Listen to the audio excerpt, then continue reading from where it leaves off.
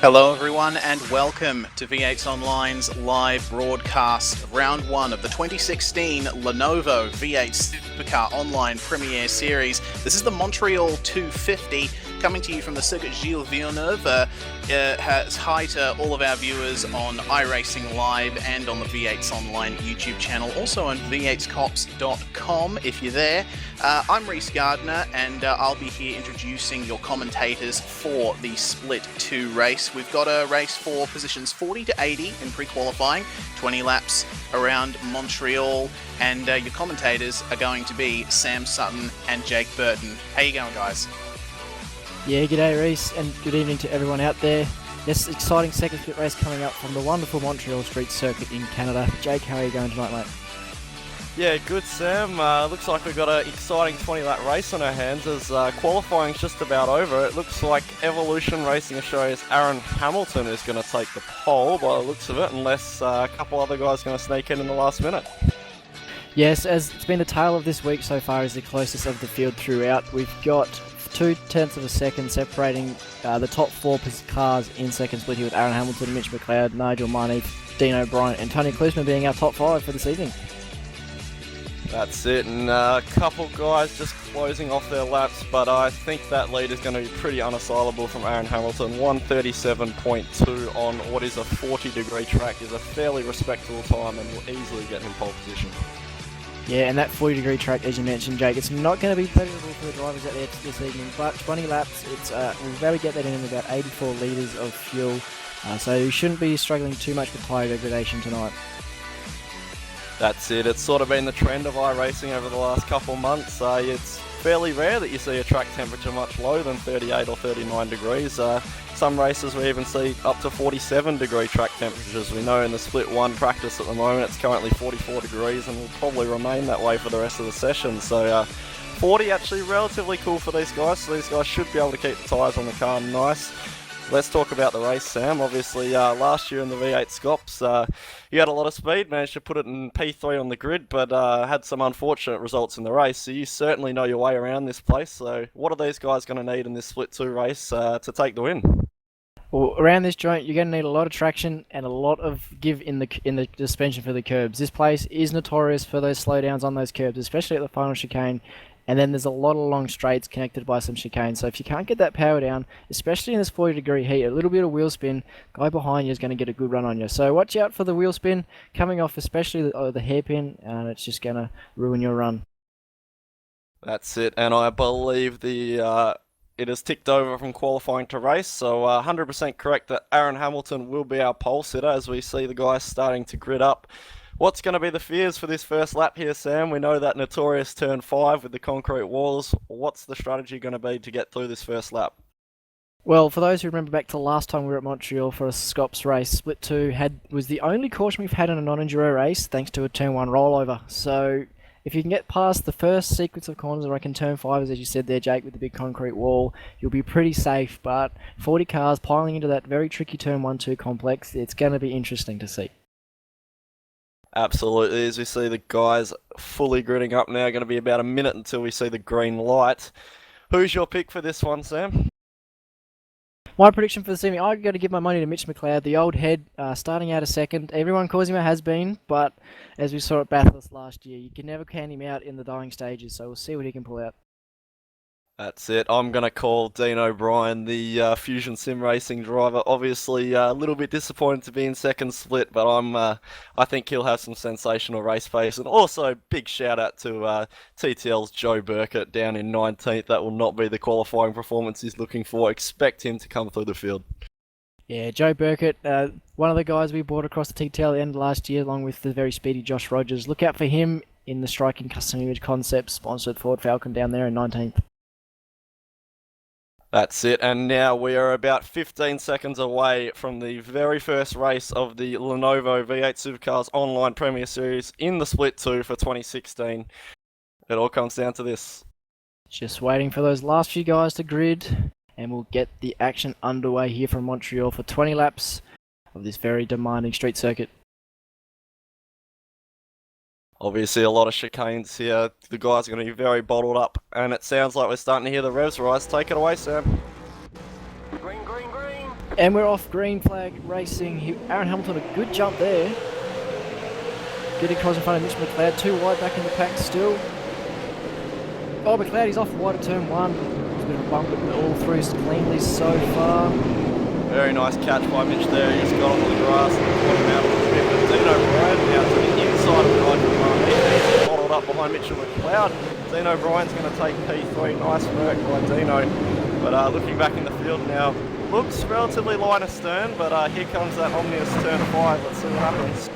Turn 5, the tricky concrete came in through here. 2 wide between Brendan King and one of the Angry Birds racing cars. That's Michael Hammond. Still 2 wide back in the pack there. Starting to straighten out, get some fire. We've got Paul Burrell, Robbie Tomei and Richard Aylward going 3 wide down the back straight. That is dangerous territory there, but these guys have done a great job to keep this line astern so far. To head into this tricky second chicane, look out for the guys who might cop the slowdowns. You know, the early ones are the worst you can get because you've just got so many positions, but it looks like most of the guys have managed to negotiate these chicanes fairly well so far. Just looking at Dave Oliver having a big dive on Henry King at the moment. Oh, there's some contact in the hairpin, but it seems to be okay. Yeah, we've got Michael Ford, Dave Oliver and Sean Evans going hammer and toe with Henry King as well back there, coming down the back straight towards the final chicane. 2 wide, Sean Evans right on the right hand edge of the road. This dangerous territory, Henry King just playing his cards smart, letting these guys sorting out, and we have a car that's gone through the last chicane, I believe. That was Dylan Shepherd. He's just given the number 690 Nigel Marnie a little touch as well as he's rejoined and just put him into the fence a little bit, so a bit of front end damage there to Nigel's car. Oh, it's bottling up now. I think Nigel's got to slow down. And this is the disaster we see from these slowdowns. Nigel Marnie starting from the second row of the grid, and it looks like we've got a car around coming out of turn 2. That is Brendan King. He's rolling back onto the racetrack. Everyone seems to negotiate him just fine, but what a first lap. Nigel Marnie dropping 14 positions there. What a disaster. Yeah, that's painful when you get spun like that, and you just got to let every single car go by. It's going to happen when you have a little incident early on in the race. But at the front, Mitch McLeod has taken the lead. Aaron Hamilton must have received the slowdown in the final chicane last time by. So it's Mitch McLeod leading Dino Bryan. Yeah, Dino Bryan looks to be chasing down Mitch, but looks like it's your call versus mine at the moment, Sam. Mitch and Dean, 2 very experienced riders in these cars, and these guys will battle it out, no doubt. Yeah, we got a relatively newcomer to the series as well, Tony Kloosterman from the US of A. Currently sitting in 3rd place with a strong performance there. Kate Godwin in 4th place with his former teammate Matty Stratford behind him in 5th.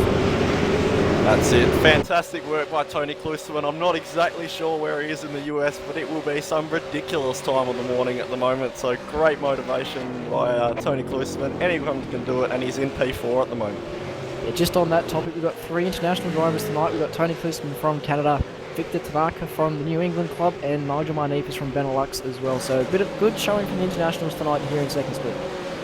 Now I've actually just seen Michael Ford have a slowdown coming off the last corner and hit Sean Evans, and now Joe Burkett's going to make the most of that, but Sean Evans goes back down inside of Joe Burkett, just gets it pulled up. Joe is going to keep that position. Great work by Joe Burkett there. That'll take him up to P11 from 17th in the group. Joe's doing a good job getting through the road, and Sean Evans will give up this fight too easy. He's got those Kimberley offensive cars behind him and angry as well. That's it, of course, Michael Ford's car not too healthy at the moment. There isn't many straight panels on that car, but he'll keep at it. As Sean Evans goes down the inside of Joe Burkett and gets that move done. Yeah, good move there. Bit late, bit indecisive, but he pulls it off. Great work there, and good work by Burkett as well to give him the racing room desired. So it looks like things have calmed down now from that relatively hectic start. As I say, that Mike Hammond, is just taking an excursion through the second chicane. And he'll cop a nice slowdown for that, which will bring Sean, Joe, and Daniel Ackland and Michael Ford into that frame. That's absolutely right. Now, the guys up the front, it looks like Dean O'Brien was a little bit slower than Mitchell McLeod this lap, and it looks like Mitch might be extending that lead. We'll take a look at the lap times this top bike. But the guy I'm watching, we put out a couple of seconds ago, Tony Klussler, one of the fastest cars in this top 3 at the moment, is he just has a little bit of difficulty getting through the chicane. This is going to hot up at the front soon. You look back down the field to 16th and 17th position, we've got Dylan Shepherd and Brendan King, Henry King. Yeah, Henry King. Oh, he had a car spun on that front straight. I did see that. I'm just trying to find out who that was. I believe that was Aaron Hamilton. Stopped on the front straight away. Aaron Hamilton was looking like such a promising race from pole position, and he is now trying to bring that Demidov Commodore back up the front straight and back up to speed. Disaster. We might see if we can get a replay of that incident. He was sitting there for a long time, but looks like he's just come into that final chicane a tad bit hard. Lock pinched the front brake and pitched it in a bit deep and rebounded off the second chicane. Done a nice job to catch it, but then hit the grass and cleaned up Richard Elwood and spun the other way. So just an unfortunate mistake there for Aaron Hamilton. Maybe these hot track temps may be catching a few guys out. yeah, starting from pole, he's not having a good night tonight. Back down into the 31st position. You could safely assume that he'll be having a torrid run to the finish here with 17 laps to go. Absolutely, and front 5 or 6 at the moment, still line astern. Your race leader, Mitchell McLeod, obviously, closely followed, well, not closely, a couple seconds back to Dean O'Brien, and then a couple more back to our Tony Klussman. As Tony Klussman has a big moment into the final chicane, but manages to keep it all straight. We got Hayden Dodman following through in 4th, with Matty Stratford in 5th, Paul Gurrell, Richard Aylward, Romy Tomei following them down to 8th place. Michael Hammond is in 9th, Sean Evans rounding out in top 10. That's it, we're coming up on our 5th lap of this race now, and it's good to see that these guys have settled it down a little bit, but I think one of the big battle packs we're going to see in this race is currently cars, as just mentioned, 9 through to 12. Michael Hammond, Sean Emmets, Joan Burkett and Daniel Ackland, these guys are all have really good speed at the moment and really straight race cars. And you can also add Michael Ford and Heath Brennan to that mix as well. They're tagging onto the battle group. This group will look really nice.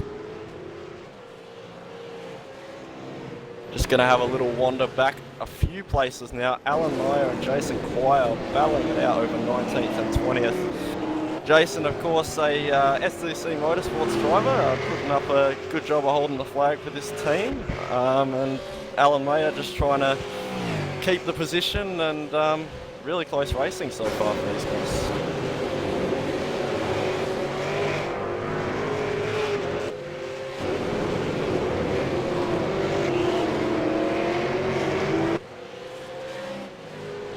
We go back to 24th position. We got Josh Nowak followed closely by Victor Tanaka, another one of the internationals, with Forzan El Nabi, Brady Morris and Dale Gale all forming a nice battle pack there as well. Just having a little look at Brody Marison's car. I don't think there's many parts of his car left on the back of that Commodore, or is it a Falcon? I can't really tell by the way the rear end of that thing is at the moment, but well done to him for keeping it on the racetrack with that much damage. He's just ventilating the back of the car, just getting some air into the vehicle, bit of aircon. Oh! Got a bit hot and stuffy. Big crash on the front straight. That's Victor Tanaka. We're going to try and get a Lenovo replay on that one. I'm not exactly sure what happened there. It looked like Josh Nowak had a massive moment and stuck it in the wall of champions, and just cleaned up Victor on the way by the looks of it. Yes, that's the first car to be claimed officially by the Wall of Champions. We can almost say Aaron Hamilton was, but he kind of spun a bit later. So that's our first victim tonight to the Wall of Champions, being Daryl Gale. Sorry, Josh Nowak. But he's pushing on though. I see Josh Nowak is trying to limp that car back to the pits, but he's going to pull over and retire that car. So that's a big shame for Josh Nowak. That's just the nature of Montreal, I suppose. One little mistake and your race is over. Yeah, so Josh Nowak then joins a couple of other retirees. We've got Marty Creamers, Craig Jones and Will Dodd. stable all that and hit a good still tired. Take a little look at Heath Brennan for Fusion Sim Racing, battling it out with the ABR car of Pete Sattler at the moment. Pete Sattler's been quite close to Heath the last few laps and is maybe looking at lining up for a move. If he can get this run out of this final chicane, turn 1 could definitely be a looker for Peter Sattler. Yeah, you didn't quite get those curves right. They're pretty killer. The way to get them right is the way to get a slowdown, essentially. So in the race, you have to tone it back a bit, and you're never going to get a great run through the final chicane. But as he runs deep into turn 1, but Victor Tanaka is currently pulled off the road in between the first and second chicane. His night appears to be finished as well. Big shame for Victor Tanaka. Victor Tanaka, obviously teammates with Tony Kloosterman, but we're hearing that Joe Burkett is maybe having a bit of a battle going on here, and just behind them, Sean Evans.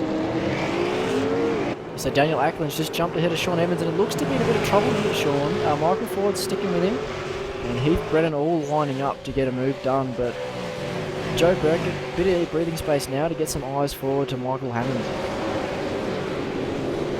Problem with a track like Montreal is every one of these corners is 100% and so close to that slowdown at all times that just something like that can just be enough to break your rhythm and take a couple laps to get it back. So Sean Evans, head down to Michael Ford. Heath Brennan up the inside of Michael Ford to the hairpin. Michael Ford with a whistle on the exit there, going to get a drag race down the back straight. Pete Sattler in tow as well. He's going to benefit from sitting in here. Michael Ford just pulling into the line. We've got a 3-car train forming. Sattler sticks the nose out. Will he be game enough to have a lunge into the final chicane? I don't think I would know. He pulls back into the line. Michael Ford just seems to be struggling with that damage we spoke of earlier. He just completely outbraked into that hairpin and just clipped the back of Sean Evans. I believe that's Sean Evans, yeah, and that was just enough to let Heath Brennan by. So Sean Evans as well, I noticed was doing some unusual weaving down the back straight. Maybe trying to test out if his steering's still alright or something. It doesn't seem to be affecting at this stage. Yeah, Michael Ford now vulnerable to Pete Sattler, Mitch Abrahall and Dylan Shepherd. That's all the way back from 14th to 17th in this train. Dylan Shepherd wheeling the heck out of that Fusion Sim Racing Falcon. He is pushing very hard, but up just in front we're going to see Pete Sattler down the inside of Michael Ford. He's going to have the less line, but he slipped just into line. That was a brave move from Pete there. Nearly could have ended up in the fence. I'm not sure if that was brilliant spatial awareness or just dumb luck there. That was fantastic driving by this lot. And Dylan Shepherd and Mitchell Abrahall now are going to want to capitalise. Mitchell Abrahall! Massive moment. That's on the look now into the hairpin. In fact, Shep's cleared in before the braking zone, so another position there for Shep, up into 16th. That is save of the race so far. A bit of a 2-foot save hack going on there, but still very well done by Mitchell Abrahall to get that thing on the road. As we're now looking at Tony Kloosterman and Hayden Dodman. Tony Kloosterman seems to have made a couple of mistakes over the last few laps, and here comes Dodman. Yes, that torque ant Commodore looking down the inside into turn 1, not quite there, but Kloosterman gave him a bit of space. We'll see him move down into the head, or even into turn 3. He's looking good, Dodman. Looks like he got the tyres on him to get this move done. He's going to send it. Hayden Dodman to the inside. Well executed. That was brilliant by Hayden Dodman. Just clean out brake Tony Kloosterman, and now Hayden will be working hard to chase down Dean O'Brien and make it a 1-2 for Torque Inc. But Dean O'Brien, one of the quickest cars on the track at the moment, half a second slower than McLeod last lap, but on average has been a little bit quicker than Mitch, so it'll be interesting to see how this goes at the front. Obviously Mitch with now a 1.5, 2 second lead now, so... Yes, provided all things go according to plan, Mitch McLeod looking good to take the win at the moment, as we'll get to the halfway point next time by. But looking back to the back end of the top 10, 9th and 10th has definitely closed up, with Joe Burkett now within striking distance of Michael Hammond. That's it, and Joe Burkett in that brilliant looking TTL Falcon put together by Custom Image Concepts is chasing down Michael Hammond, and I reckon Joe's going to have the pace for this. Mike So won't just make it making easy. Pete Sattler down the inside of Michael Ford into the hairpin. He might even grab Pete Brennan here. Not quite get the traction. Michael Ford coming back. A bit of wisdom for Pete there. This is going to be interesting. Dylan Shepherd goes straight through the gap and tries. There's contact. Michael Ford. Oh, contact. Oh, that's a massive accident on the back straight with Dylan Shepherd and Peter Sattler. Michael Ford has had a massive rollover, and we're going to get an onboard on that one. There's also Michael Ford involved, and he's stricken on the side of the road. That goes down as the first big incident of the year, and of course Montreal had to bring it out. Very lucky to not get more cars in that. That Michael Ford was flying and barrel rolling for a solid 100 metres of track there. Unfortunately, just a very tight bit of road as we get a replay, and just no one wanted to give. Yeah, that had been brewing for a couple of laps. Those guys have been in each other's face for a while, and to see something happen when Shep got a bit eager when he saw that gap, and it's racing, it just happened that way. Absolutely, of course, that back straight at Montreal, very narrow and very fast, and now we're looking at 12th and 13th on the track, which is, I believe, Sean Evans and Heath Brennan.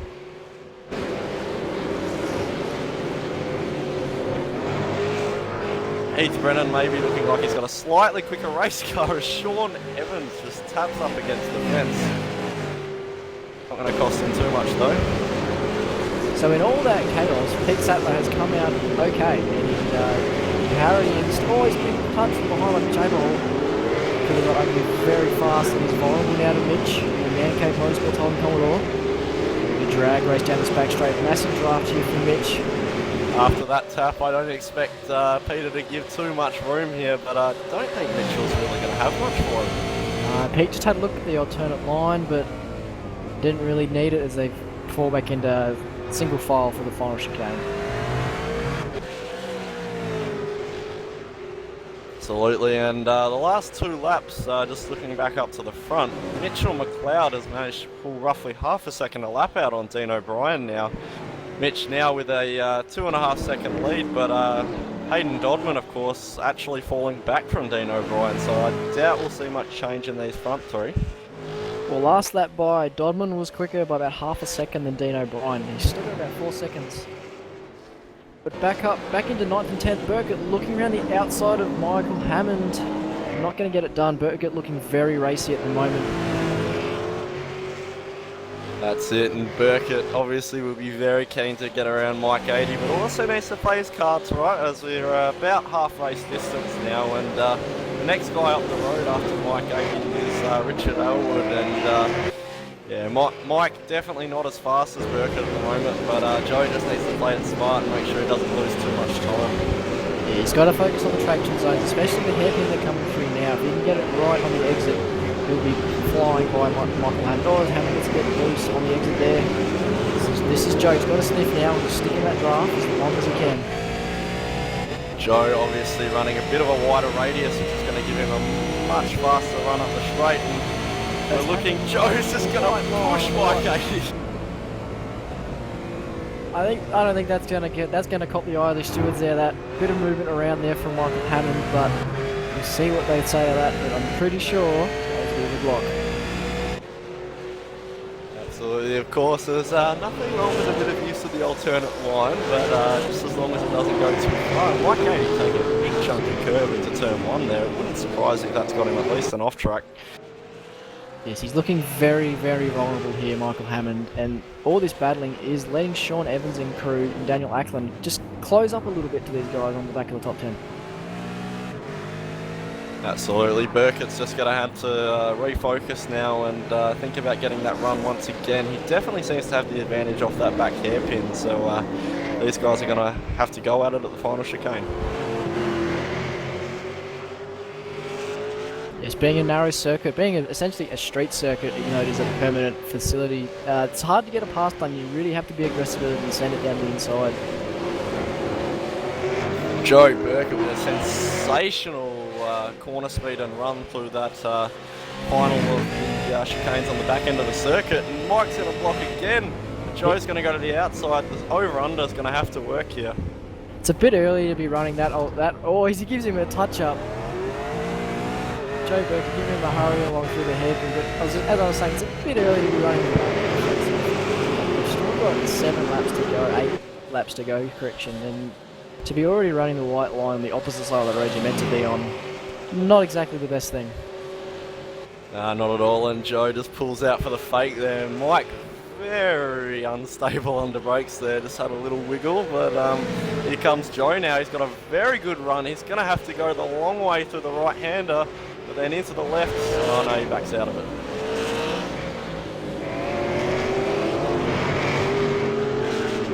A major factor of Montreal, Sam, as you know, is there's actually not many bits of racetrack that are straight, which means a lot of the acceleration zones on this track are actually turning, which is what makes it so hard to put the power down here and get a run. Yeah, that left rear tyre cops an absolute flogging around you. You've got turns 2, and then the chicane they're coming into now as well is loading that side and the hairpin. All the major traction zones on the track are loading that left-hand rear tyre. So by the end of it, that tyre will be bleeding to get off the car. Absolutely, and you can see Joe Burkett's car, but it looks like we're going to have a look back at Jason Quire and Alan White. Jason Quire very wide. But, I think I've actually got the wrong car there. I think it's Alan Meyer maybe having a look at Pete Sadler, as Pete Sadler must have made a mistake. Pete was looking promising. He was on the back of that Heath Brennan train before, but probably a slowdown has just dropped him off. And back to Sean Evans, Daniel Ackland, that's closed up as well. For 11th and 12th, we've got a lap car in front of Daniel Ackland there being his teammate and Chris Hinton. Absolutely great racing throughout the field, and just having a look at Burkett, he seems to have dropped off Mike a little bit now, but sure he'll want to bring that back. Michael Hammond's car, just so unstable under brakes. You can see the car squatting on the shocks. I think Burkett's probably just taking a breath. Come back off.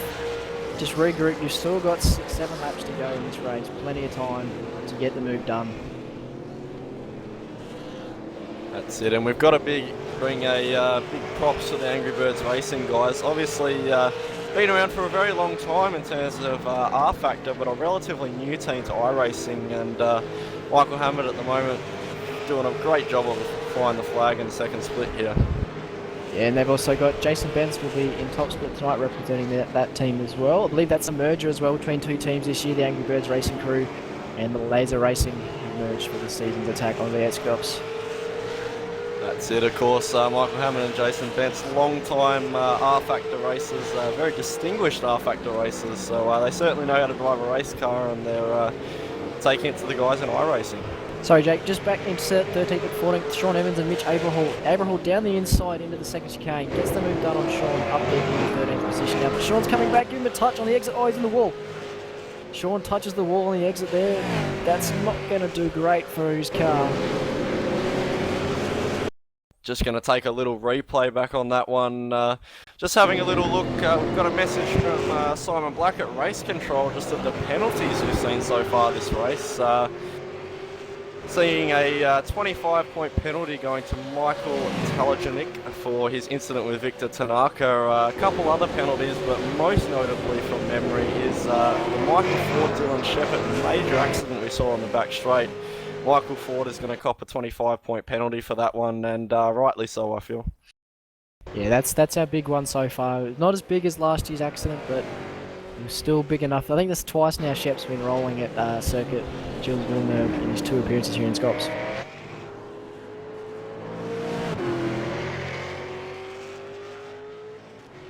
Just going to take a little look up to our leader now, Mitchell McLeod.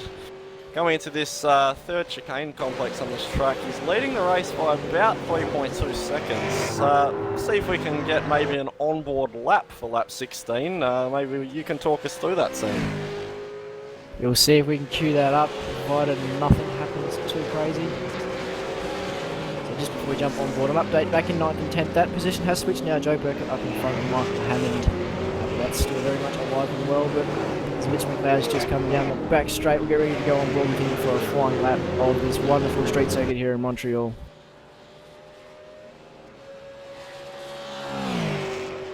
So you come to the final chicane just at the Dodge Bridge. down to second gear. Got to get these curves right. They can absolutely kill your lap or make it amazing. So we're on board now, Mitchell McLeod down the front stretch. This tricky turn 1-2 complex. He's going from 5th gear down to 2nd gear for the left-hander and down to 1st for the right-hander. Got to get the power down smoothly, limit the wheel spin, a short shift up to 2nd to stabilise the car.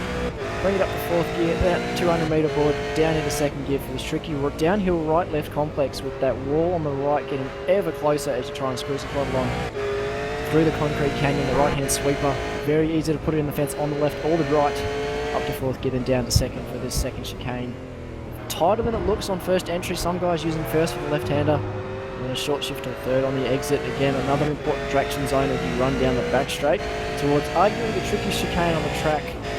It's a very tight right-hander with an open and sweeping left-hander that can often catch you out as that wall again on the right sneaks up on you, down to 2nd gear. And often some guys short shifting to 3rd, some not. And getting up to 5th gear through this left-hander sweeper into the hairpin. The 1st gear corner here, very tight. It actually kind of paper clips back on itself with the left-hand sweeper on the exit. Another point where you've got to watch the wheel spin and get the power down because this is a very long straight. These are probably the better passing opportunity on the track. All the way up to 6th gear. Looking at top speeds, they're in the high 200 kilometers an hour. Mitch getting up to just over 270 before he jumps on the brakes, down to 2nd gear. Again through this right-left complex. Avoiding that left-hand curve entirely there with Mitchell and avoiding the world champion straight across the line. A lap of Montreal, and that time was a 38.6. Absolutely, great lap there from Mitch. That consistency is pretty much what's keeping him in the lead of this race right now. So fantastic work by Mitch and great run through, Sam. That was certainly, you're one of the quicker guys this week, so it's fantastic to get that insight. Considering you out pre-quad me, Jake, I don't know how you can say that, but Mitch McLeod currently with a 3-second lead over Dean O'Brien, who is status quo about 3 seconds ahead of Hayden Dodman, then Tony Klisman about 5 seconds back in 4th. He's getting hounded here by Strady in 5th place, so look for that to possibly hit up, and Robbie Tomei as well, just lurking in the background, that ever-present boost, Holden Commodore in the mirror. That's it, and the gap between the leaders is pretty much constant at this stage. I honestly feel like Dean O'Brien might have the better raw car speed than Mitchell McLeod at the moment, but it just seems that Dean's consistency just can't match that of Mitch at the moment. He just seems to be struggling to find that rhythm, and that's why Mitchell's maintaining that gap. Just back to the bottom end of the top 10, Joe Burkett has been overtaken by Michael Hammond and is now falling back to Daniel Ackman and Heath Brennan, who are going out at hammer and toe for 11th and 12th. These two have not been separated by much at all this entire race. Joe Burkett looking very slow for that second chicane there. He may be trying to clear a slowdown. He could potentially be struggling with the tyres. I'm actually interested to pick his brain post-race to see how his car felt. So see how I can go in this next race. But again, he's looking vulnerable to Daniel Ackland, who has been very pacey. His KRF cars have actually all been quite pacey this evening, which for them is a good turnout. A relatively small team that have recruited well in the 3-month off-season we had for SCOPS. Just taking a quick gander at 4th, 5th and 6th at the moment. 4th, Tony Klusterman, 139.1. Then Matt Stratford close behind, 139.0. And then Robbie Tomei, 138.3 last time by. That is a flying lap time, and he is going to carve these guys up if he can keep that up. Quickest car in the top 10 is Robbie Tomei. He's got a lead. He's got a good 0.3 of a second on our leader. So that's showing you the pace Robbie's got on board. That boost-juiced Holden Commodore at the moment. A beautiful-looking Synergy Sim racing car there. Something we just must mention. We haven't really spoken about this so far this race, but 2.5 laps left and it's all over, Sam. So Robbie's going to want to make it happen quick, fast, and in a hurry. Yes, always. He gets Roy's giving Strady a touch-up. That's not ended well. I think Robbie's just out-braking himself and pushed Strady through the chicane. Strady's got to slow down. Don't know if Robbie's going to redress this or not. He may, or else the stewards are going to be knocking on his door very quickly. Yeah, that's admittedly a minor mistake there, but I think just the fact of the matter is Matt had to go through the corner, whereas Robbie could go round it and therefore didn't get the slowdown. So that's why we saw Stratford give the position back to Robbie there. But yeah, definitely some stewards inquiring about that one as we now have 2 laps to go. Hayden Dodd, Mitch McLeod, all these talk cars look the same. Mitch McLeod out in front, dominating performance so far, 3.4 seconds back to Dean O'Brien, who's got another 3 seconds back to Hayden Dodman.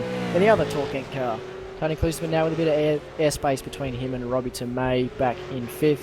Then Matty Stratford in 6th, and Paul Burrell 7th, 8th, Richard Aylwood, and then Michael Hammond in the ABR car 9th, and Joe Burke of TTL rounding out top 10 with 2 to go.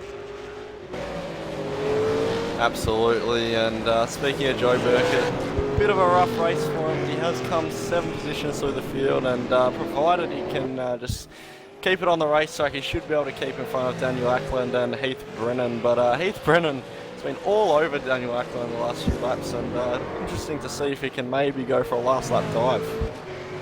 Yeah, Heath in that, as he gets wide exiting this turn 4, he's just got a bit loose. It's given Ackland a breathing space, but on board that FSR GT Mega car, he's looked quick all race long. He's just got to put it together for these final 1.5 laps and get into 11th place just to pick up a few more points. Absolutely, and Mitchell McLeod now going to make it down this back straight to come to the white flag. Basically, he's only got to make it through these final chicanes 2 more times, and then he can kick back and watch split 1. Mitch obviously pretty disappointed he couldn't make split 1. I hear he was making some desperate setup calls to Madison last night, see if he can get some help, but Mitch obviously would be very happy with what I am hoping will be a race win in this race. Yes, provided all things go to plan, we have now started the final lap with Mitch McLeod leading them all through. So far, the only major battles out on track are between Daniel Ackland and Heath Brennan, but that's separated slightly. And then back in the pack, you've got Bruce Keeley and Josh Bird. And the only cars within about a second and a half of each other, apart from Pete Sutton and Alan Moore, and Nolan have just spotted. Absolutely, and I'm just noticing in amongst the leaders, Aaron Hamilton, who was our pole sitter, trying to nurse that car around and see if he can be there to see the checkered flag. So good on Aaron and ERA for trying to bring that car home. Yeah, it's always good to cross the line at the end of the race. I mean, not a great night for Aaron, starting on pole and just the old mistake of the Wall of Champions, and his night was over pretty quick. He's only 1 lap down though, back in 25th position. We have got Dylan Shepherd and Christian Hinton being the most recent 2 retirements. Dylan Shepherd's actually still out on track. That's it, and I think throughout most of the field, provided slowdowns don't occur, it's going to be pretty much as we see it. But Heath Brennan still approaching the back of Daniel Ackland, and if something goes wrong onto this back straight, he's definitely going to try and get that 11th place. Yeah, so while we're just talking then, Jake, Matty Stratford piped up on the radio and had a bit of a go at Robbie Tomei, who said sorry, but he's didn't think he was really sorry. Expected a bit of a redress there, did Stratford, so expect something to come down range from the stewards to Robbie. That's it, but our race winner, Mitchell McLeod, is going to come out of the last chicane and will take the first race of the 2016 V8 Supercars Online Premier Series, presented by Lenovo. Great drive from Mitch there.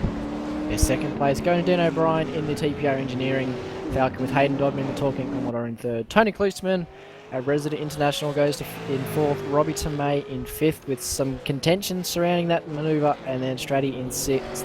Paul Gorell from KRF in 7th. Richard Aylwood from AZ Motorsports crossed the line in 8th. 9th goes to Michael Hammond, and rounding out the top 10 is Joe Burkett with Daniel Ackland and Heath Brennan still in 11th and 12th. Absolutely, great drive by Burkett there. I think with all the things that went wrong in his race, to come from 17th to 10th, great drive by Joe there. But undoubtedly, Sam, your pick was right. Mitchell McLeod takes the win. What a race by him. Hopefully, my pick being right, it's good luck for the next race, and I'll pick myself, and then I'll win that as well. But Mitch McLeod, stellar effort, lights to flag essentially. He just dominated that race. Definitely deserved to be in first split, but we've got a bit of a talking donut party going on, and Dodman's wrecked his car. Yep, that's pretty typical of the talking, guys. It's just it's a bit unusual that they're actually wrecking the cars after the race this time, though. So A great drive by the Talking guys to take the win and a position on the podium. They'll be pretty happy with that. I don't think Hayden really cares whether it's top split or second split. He got on the podium and he'll be stoked with that. A win's a win, no matter where it comes. And of course, last season, Kurt Stenberg won the first race of Dev Series last year and was on the podium in the second race in Tulsa. So maybe Mitch will do the same thing come Watkins Glen in a couple weeks' time. Well, speaking of Watkins Glen, definitely Mitch been doing his Saturday night NASCAR series. Watkins Glen being a bit of an oval, maybe that theory will be right, Sam. But we never know. And these guys will definitely turn up and bring the action next time we see them, which will be at Watkins Glen in about 2 weekends' time. Absolutely, and we're going to go through the first 10 of our race results so far. You want to run through that, Sam? Definitely. So we got Mitch McLeod in first, with Dean O'Brien in second, and Hayden Domlin rounding out the podium in third. Tony Klusman grabs fourth, Robbie Tomei in fifth. Sixth goes to Matty Stratford, but expect a bit of change in that one. Paul Gurrell goes seventh, eighth to Richard Aylwood. Ninth is Michael Hammond, and rounding out your 10 is Joe Burkett. That's it. We'll just run through 10 to 20 as well. Daniel Ackland cops 11th, and Heath Brennan's going to do 12th as we see Mitch McLeod doing some burnouts on the front straight. Mitchell Abrahall is going to come 13th. Peter Sadler's going to bring home 14th for Angry Birds Racing, and it's closely followed by Bruce Keeley in 15th. Josh Burden 16th. Forzan Al Nabi in 17th. Brody Morris 18th. Darryl Gale 19th, and Michael Talijovic, who we heard about getting maybe a penalty in P20. And then rounding out the rest of the lead lap cars, you got Alan Meyer in 21st, 22nd goes to Ross Rizzo, 23rd is Brendan King with Sean Evans in 24th, the last car on the lead lap. And then of course Aaron Hamilton, Dylan Shepard and Christian Hinton were still running but all laps down, and then Will Dodd, Jason Quire, Dave Oliver, Jeffrey Harley, Michael Ford, Nigel Barneef, Josh Nowak, Victor Tanaka, Henry King, Craig Jones and Martin Creamers, all non-finishers. Absolutely. We hope that you've enjoyed split 2 of the V8 SCOPS presented by Lenovo so far, but we're going to head into top split qualifying. So it's been a pleasure calling with you, Sam, but I think we're going to hand over to Reese now. Yeah, definitely, guys. Thank you very much for calling that Split 2 race. It was a very good race to watch. Congratulations, of course, to Mitch McLeod on taking the win there. We're gearing up now for Split 1, of course, qualifying and race. We've got qualifying for Split 1, and then we've got a race of 58 laps. That's just under 3 times longer than the race that you just saw. And I've also got to congratulate Sean Thompson, who won our unofficial Split 3 race that was going on at the same time as Split 2. Congratulations to him. It's always good to win a race in the V8 Supercar Online Premier Series presented by Lenovo. I think we might go on a very, very short break, and we'll be right back with you.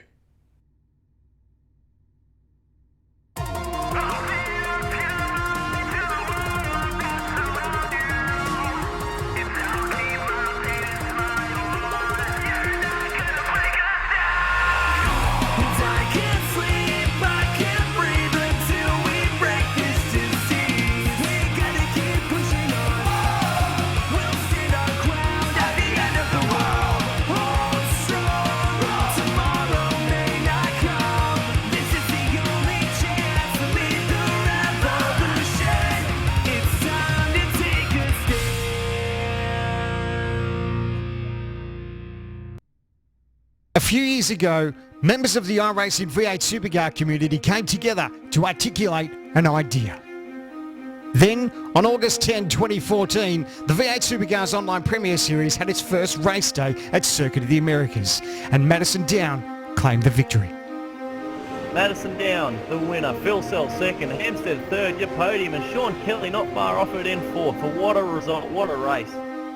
This first test season, however, would go to TTL's Richard Hampstead. 2015 was a defining year in V8 SCOPS, the first year-long championship in iRacing V8 Supercar history. The season was filled with many highs and lows. Few drivers were triumphant, most faced heartbreak. Young gun Jared Filsell was crowned our champion. But in 2016, it's a new championship, and a new opportunity for our passionate sim racers.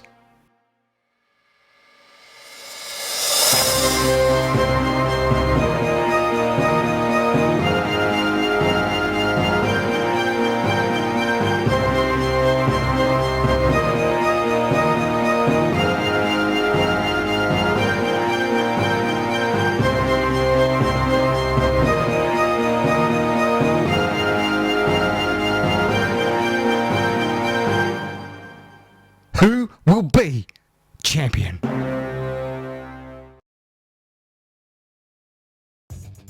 Simulated racing can be awesome, but it can also be kind of a free-for-all.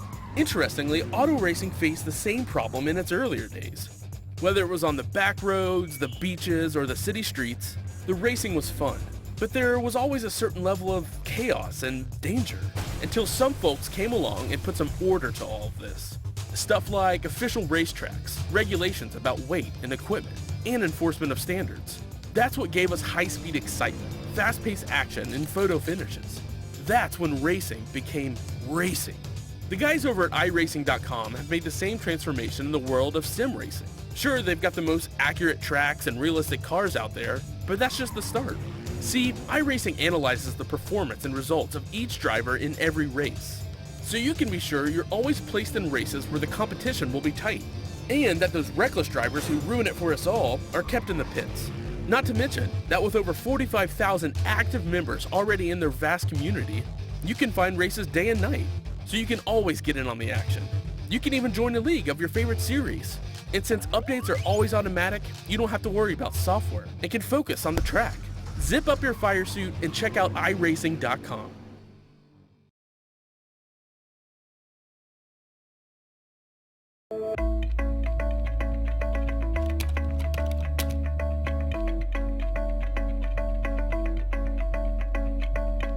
I'm Dan Garrison, software engineer at iRacing. Since the beginning of Papyrus and through iRacing, the track has been unchanging through a session. Whatever you have at the beginning is what you have for the duration of the session and the end. The track doesn't change. What we want to do is be able to have the track respond to what's going on, to have cars interact with the track, to have the track change in temperature, in the amount of rubber. We want marbles, and we want those to be generated by the cars, putting them where they should be and picking them up and rethrowing them off the race line. It's a physical-based model that we focus on first and foremost. The tire and the track interaction, what's really going on there. It would be easy to just quickly throw something together. Our standards are, it needs to make sense. What's really going on, even at the molecular level between the track and the tire. The way the track works, essentially, is we divide it up into small cells that your car interacts with. So if you're adding temperature to a certain part of the track, you can pretty accurately know exactly where that is. That gets transmitted to the server. So if I'm in a race, my data is going to the server with everybody else in the session. The server accumulates that and basically broadcasts a consistent track state to everyone, so everyone's got the same track that they're racing on. One of the big challenges was being able to implement this dynamic track with any number of clients and have it just work as you would expect. Have it be the same for everyone in the service who's in a session.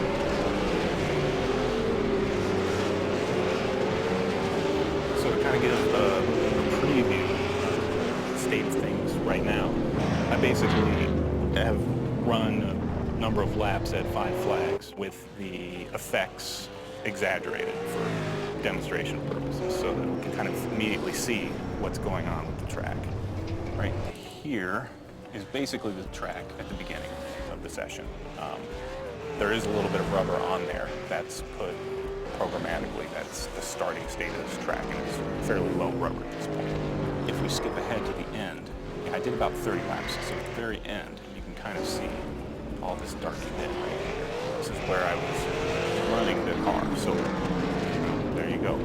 And again, this is exaggerated. A single car in 30 laps is not going to darken the track anywhere near this level.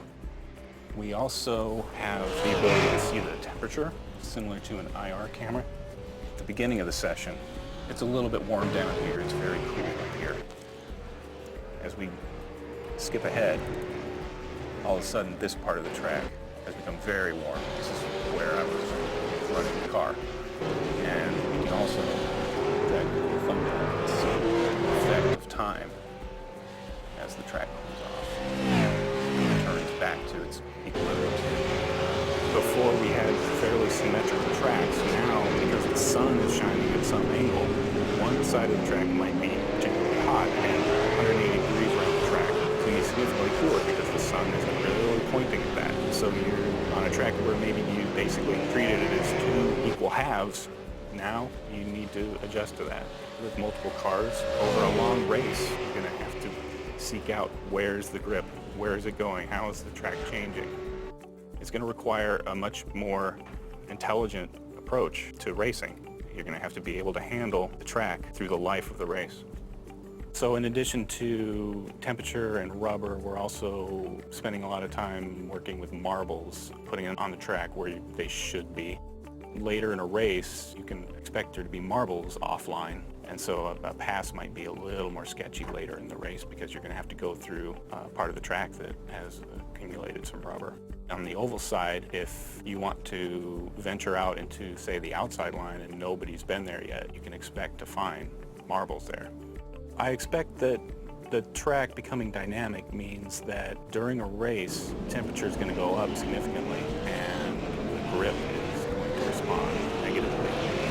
You want to be anticipating that, seeking out cooler parts of the track, taking a slightly higher line for a while, testing out, is it faster up here? I fully expect it's going to break up the field. Cars are going to be trying new things. You won't be able to just take a qualifying setup and make a tiny change and then be able to run the same laps over and over.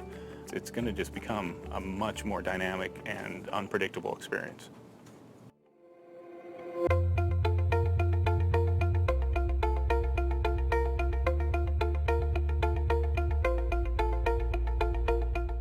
As significant as this first implementation is in creating a dynamic environment, it's really kind of just sets the foundation for even bigger and better things. We'll be able to handle day-night transitions and a moving sun and clouds coming in and have the track respond to that.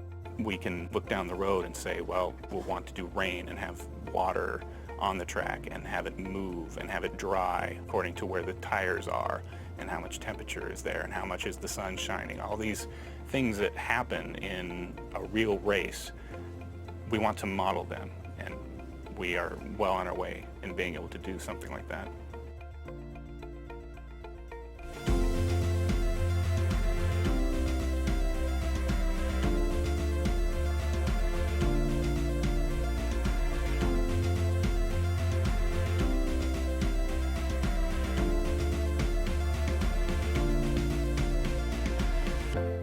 I think it's great as an iRacing member to see this feature come to fruition. This dynamic track is something that really has been kind of discussed for a long time, and to join the team and be able to bring it to the members, myself being one of them, is very exciting. It's going to change the face of race sessions significantly and really improve the experience.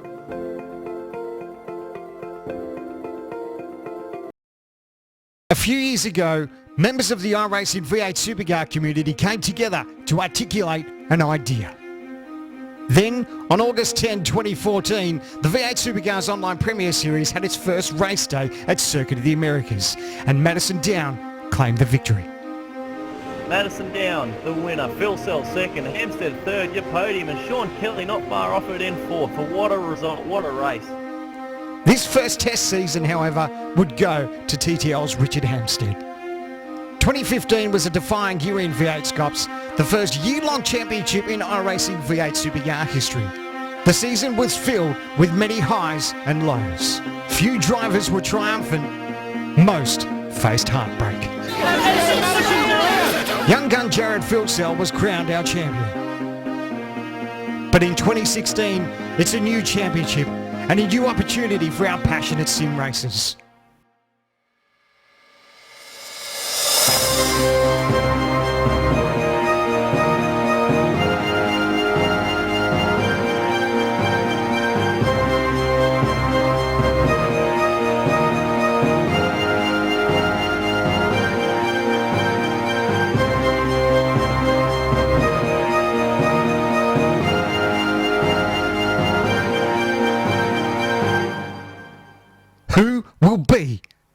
champion.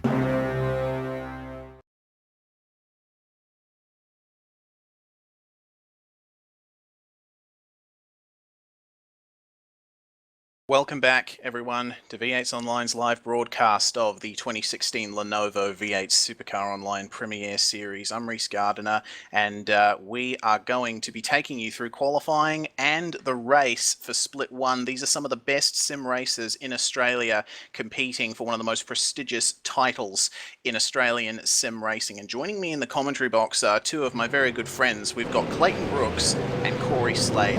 How are you guys? Yeah, good, thanks, Reese. I've been waiting for this since the end of November, December, whenever the last round was. I can't wait to bring this on. It's going to be awesome racing tonight. Yeah, definitely. V8SCOPS always brings the heat when it comes to good racing, and with 58 laps at Montreal on a track that many teams have been having difficulties with due to the heat and the way it makes the cars all slippery, it's going to be a very interesting race. We're going for a race that I believe will have 2 stops in it thanks to the fuel tank restriction. Yeah, I think so, mate. Been a few guys in our team trying to work on strategy, practicing their pit stops and what have you. So I've just seen a massive accident at the entry of the pit lane by a couple of guys. They want to make sure they get that corrected before the race, but yeah, I believe there is 2 stops tonight, Reese. Yeah, it's going to be interesting, but we're in the middle of the qualifying session at the moment. We're about 5.5 minutes in, and currently topping the timesheets is TTR's Madison Down. He is not a V8 Supercar Online Premier Series champion yet, but he does have a very successful history in this car, and he has won many, many titles in the official Monday night iRacing V8 Supercar Series, and he's going to be bringing the heat in this season. Of course, he's going to be facing some pretty big opposition from Team TTL, who not only have increased their driver lineup for the V8 Supercar with some very, very talented people, one of which you saw commentating in the Split 2 race, but yeah, they've really, really upped their game in terms of pace, and they are looking to take it to TTR and ANZ.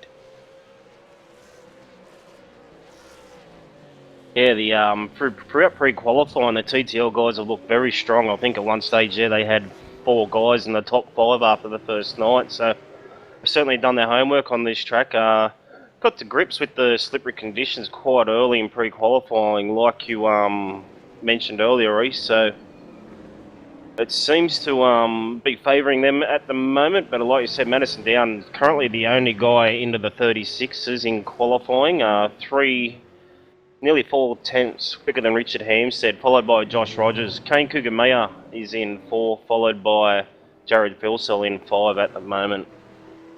Yeah, and of course we should mention that in the off season over the Christmas and New Year's period, Kane Kugameya, formerly a multi-21 sim racing driver, has been picked up by ANZ and is now going to be helping that team with their campaign. Jared Filsell sitting down in 5th. Of course, he is car number 1, which means he is the reigning champion of V8SCOPS, and he'll be looking to start off his title defense very strongly here. And in 5th place, it's not looking too bad.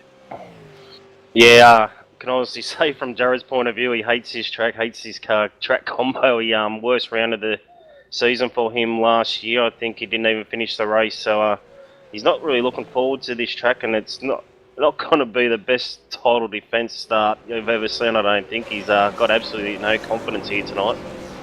Well, Jared Filsell is an incredibly good driver, as evidenced by his title, so we'll have to wait and see how he does in the race. Let's move further on down the field and check out the guys that are also racing in this. Ethan Griggold for SDC Motorsports is currently in 6th. Ethan has been having a very successful time in the V8 in the Monday night series, and he's come into V8SCOPS to have a bit of a crack, and he's not having a bad showing at all, in my opinion. Very good job sitting in 6th so far on a 37.4.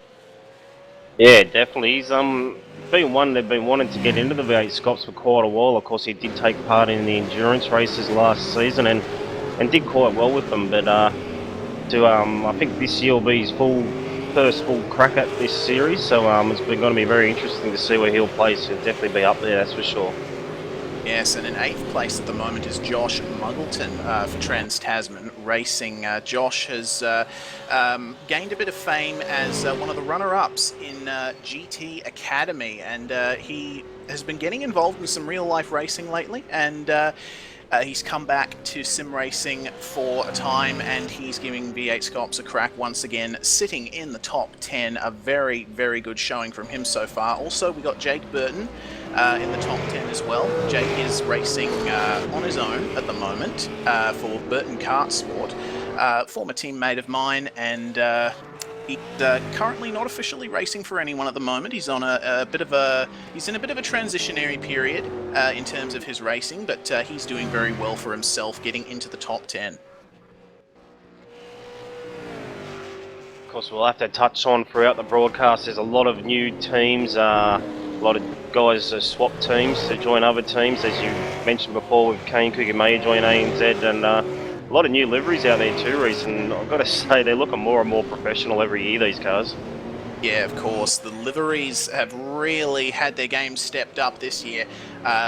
Not to sound biased or anything, but I'm particularly happy with the liveries that have been done for the team that I co-manage, Fusion Sim Racing. You can find Kurt Stenberg and Matthew Ross Munro running a couple of those liveries. Very, very nice looking cars, but of course, all of the liveries this year, TTLs, TTRs, SDCs, and of course Synergy Sim Racing as well. We've got teams all over the field using liveries that would not look out of place on a real V8 supercar at all, and that is fantastic to see. Yeah, it definitely is, and of course a lot of them have proper real world sponsors they're representing in this series, which is great to see.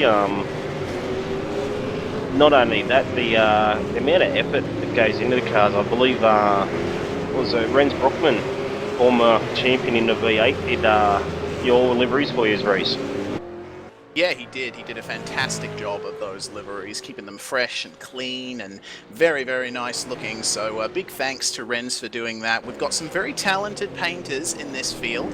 Renz Brookman runs a page called Sim Designer on Facebook, and he does liveries. Also, we got to thank Andrew Osaya of Custom Image Concepts for providing liveries to a lot of these teams. Both incredibly talented painters, and they do a professional job every time. So if you're in need of an iRacing skin, look them up.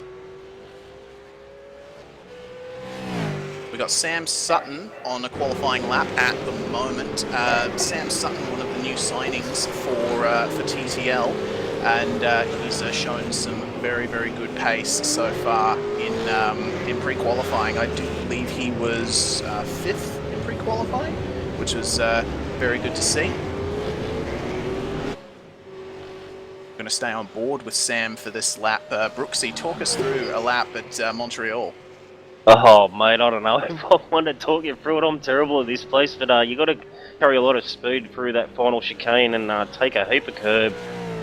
You saw Sam there, got a little loose off the curb onto the main straight, but pretty late braking here. A bit hard to pick your braking marker depending on the time of day. You got to carry a lot of speed through that first corner and get it stopped, change the direction. Turn 2 there, and this track is noted for its chicanes, and the first one's coming up here, quick right then left. Once again, a lot of curb on the right, and then another fair bit of curb on the left. Run it right out to the fence there. You bring it down to this back section of the track, another sharp break with another quick change of direction from left to right this time. It's one of the only chances to get a bit of a breath along this bit of a straight here. It's not too long because you've got another heavy braking underneath the bridge and another right to left to change the direction. You can see Sam take a lot of curb on that first initial turn into the right. That's what this track is made up of, chicanes and straights and another heavy braking for the hairpin right down at the end of the track. And he's gone very wide there. Yeah, that's pretty much paid to that lap. I don't know if you will see him finish this, but this is the last bit of straight up to the final chicane, which I dare say we might see Sam go straight ahead into the pit entry. Yeah, of course. That's a shame there for Sam Sutton not being able to complete that lap, but he has shown some very good pace. We'll just have to wait and see where he ends up. They've got a little bit of a shuffle in the top 10, I think, now, with Madison Downs still leading from Richard Hampstead. Hampstead has improved his time. He's only just under 2 tenths off Downs' time now. Josh Rogers very close to his teammate in Hampstead there. Kane Kukumeya and Phil Sell still 4th and 5th. Sam Sutton 6th, Greg Galt in 7th, Burton 8th, Kelly 9th, and Muggleton's dropped down to 10th now. Yeah, Benjamin Smith currently 11th. Another Evolution Racing Australia driver in the very nice looking Demidov Innovations Holden Commodore, and just behind him, also coming out of the pits at the moment, we got Ian Ford in car number 15, also driving for ERA but in a Maverick welding liveried car, which looks very, very, very nice. Very striking colour scheme on that Holden Commodore. And Ian Ford has had some success in the V8 as well. He's always been knocking on the door of podiums and wins and such like in his time racing in the iRacing V8 Supercar, and of course 12th now 13th position in a V8 Supercar Online Premier Series qualifying session is nothing to sneeze at. This is one of the most competitive fields that I have ever seen, and that is not an exaggeration. The times for pre-qualifying in the top 40 were separated by 1.2 seconds, and that is incredibly close. Just 1/10 of a second can put you some way down the field in a series like this, much like in the real V8 Supercars. So it's very good to see a series this competitive, and I keep saying it, I can't wait to go racing in about 4 or 5 minutes time. I should say 15 minutes though, because silly me, we do have a break between qualifying and the race, getting the server set up properly. So yeah, going to be very interesting, Brooksy. Oh, it certainly is, mate. I can't wait for it.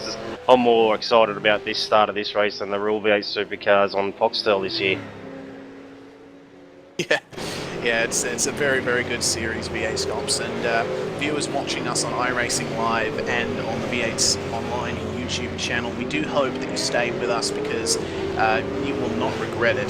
V8SCOPS is, in my opinion, one of the best sim racing series ever, and I'm sure you'll see why when we go racing. There's just hard, fair racing between guys. There's just a little bit of controversy to keep things spicy, and of course, as we've been saying, the times are very, very close among these competitors.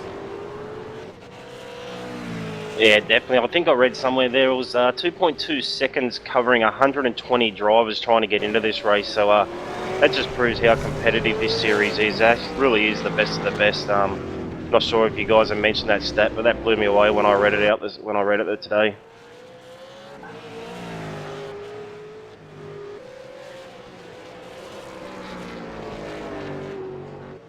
Going on in this qualifying session, I think we should take a look down the bottom end of the field, see what kind of names are down there. We've got a few names that you may recognise if you're familiar with sim racing in Australia. Lee Ellis, of course, we're focusing on at the moment. Another driver from Trans-Tasman Racing, Madison Downs' direct teammate in the Ultimate Karting Sydney Commodores. He's currently gearing up for a lap, letting his TTR stablemate Michael Healy by. You'll see drivers talking about liveries. Are we allowed to read out Lee Ellis' sponsor? Sure. I don't think we are. I don't think we are.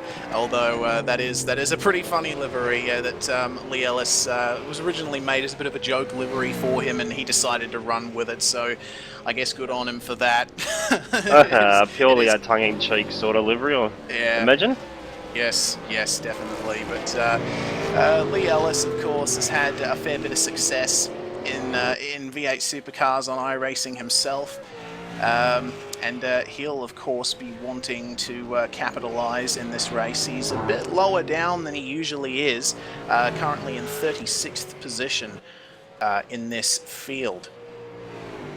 Yeah, another name- guy I'd like to mention is John Emerson. He currently 16th driving for the TTL crew. He's a old hat sort of thing at the V8. It's good to see him back in the series, and he's quite competitive still, so it's good to see John Emerson run around out there. Yeah, it is. John Emerson is a very, very talented guy. Has won quite a few races in the V8 Supercar. Is even a champion of the official online series, and yeah, he'll be looking to help out his TTL stablemates as well.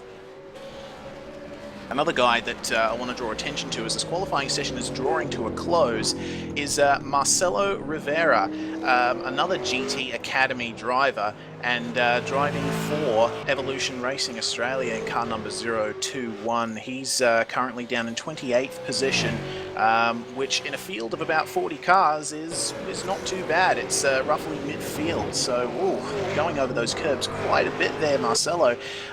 One thing that I should mention, we've ticked over time in this session, and we're going to be coming to an end as drivers finish off their laps. Madison Down is not on track at the moment, so I think he's happy with his time on a 36.777. Madison Down in first place, Richard Hampstead second, and Josh Rogers, oh goodness me, Josh Rogers. It's close.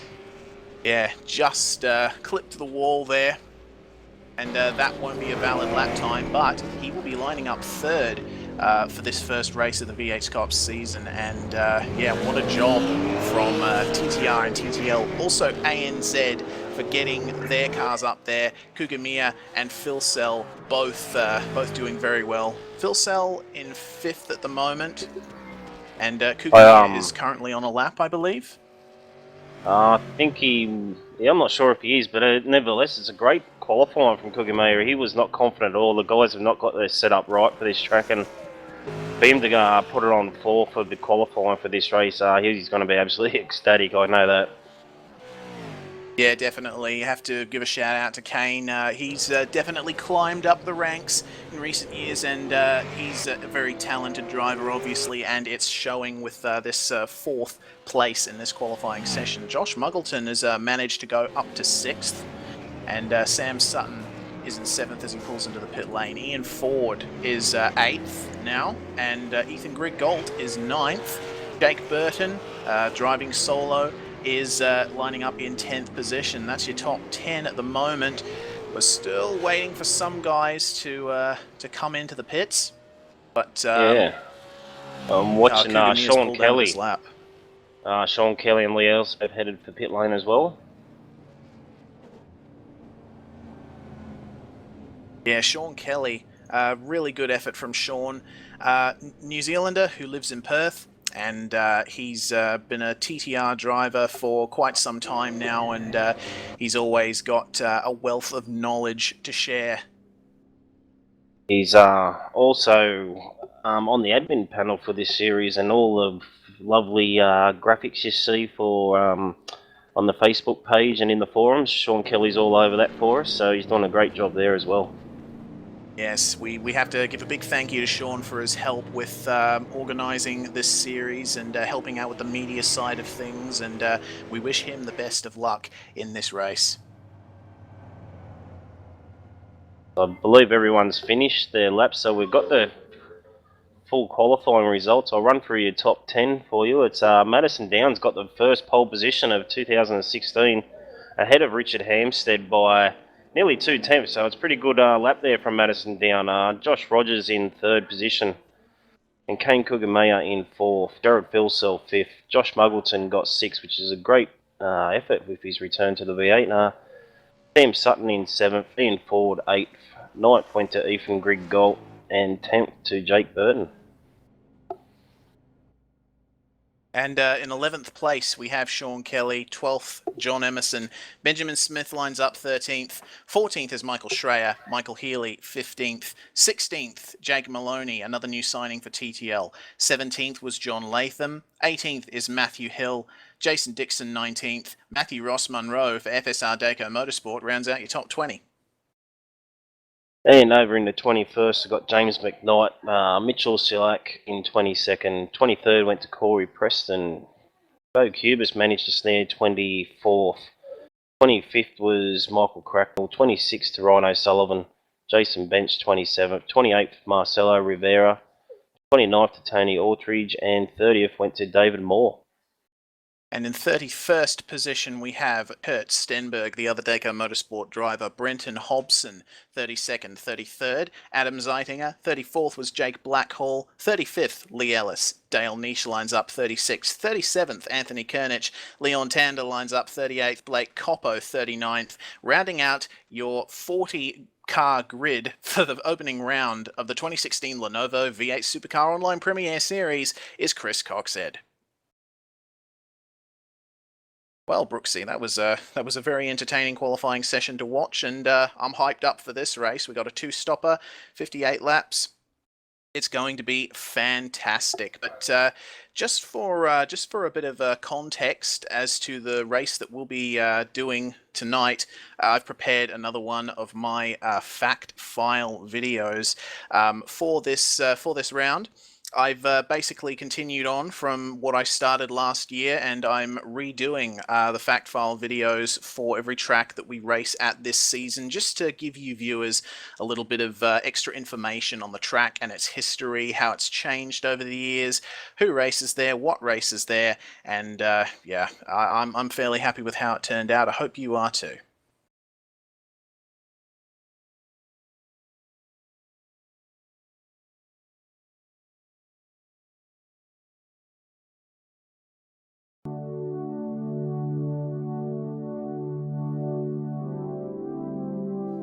On the St. Lawrence River, in the heart of Montreal, the cultural capital of Canada, there lies a man-made island, and on that island lies a twisting,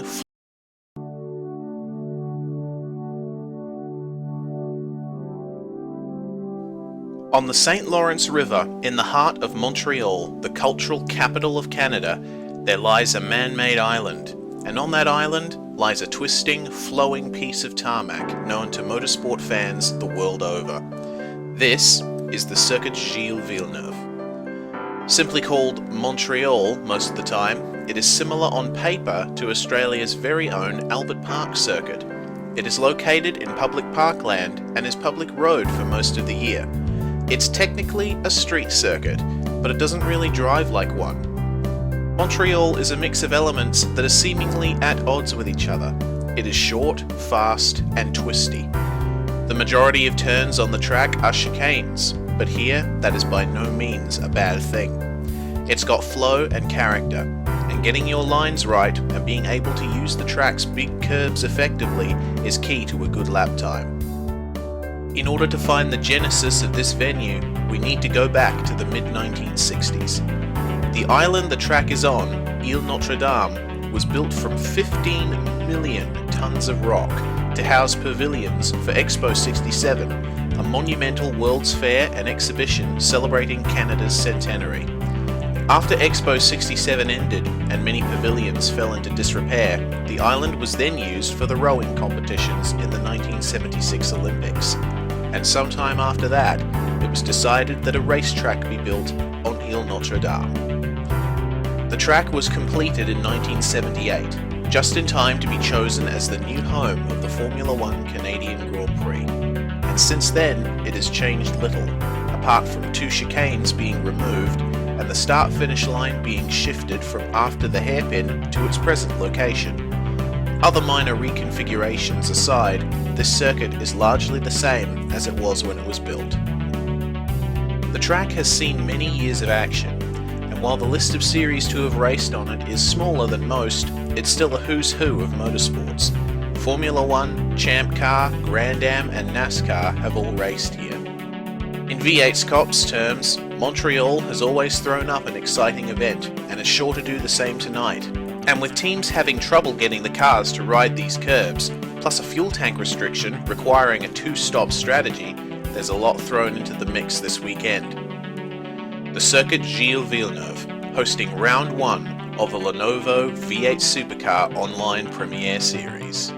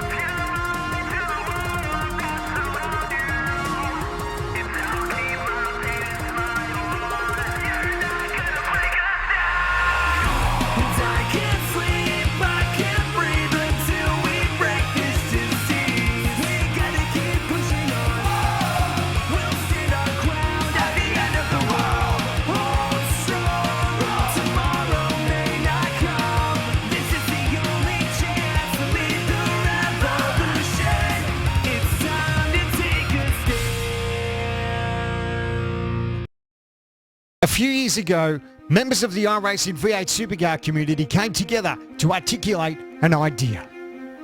Then, on August 10, 2014, the V8 Supercars Online Premiere Series had its first race day at Circuit of the Americas, and Madison Down claimed the victory.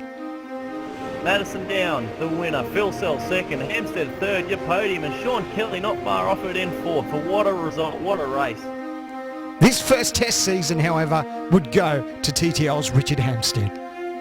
2015 was a defying year in V8SCOPS, the first year-long championship in iRacing V8 Supercar history.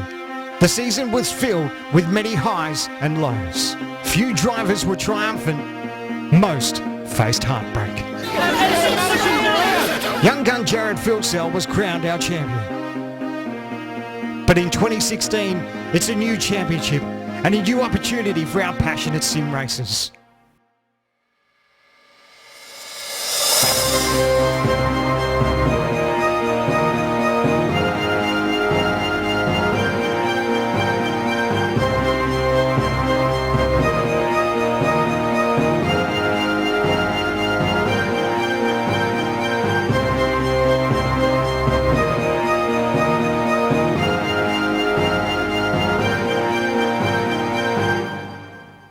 Who will be champion? Simulated racing can be awesome, but it can also be kind of a free-for-all. Interestingly, auto racing faced the same problem in its earlier days. Whether it was on the back roads, the beaches, or the city streets, the racing was fun. But there was always a certain level of chaos and danger, until some folks came along and put some order to all of this. Stuff like official racetracks, regulations about weight and equipment, and enforcement of standards. That's what gave us high-speed excitement, fast-paced action, and photo finishes. That's when racing became racing. The guys over at iRacing.com have made the same transformation in the world of sim racing. Sure, they've got the most accurate tracks and realistic cars out there, but that's just the start. See, iRacing analyzes the performance and results of each driver in every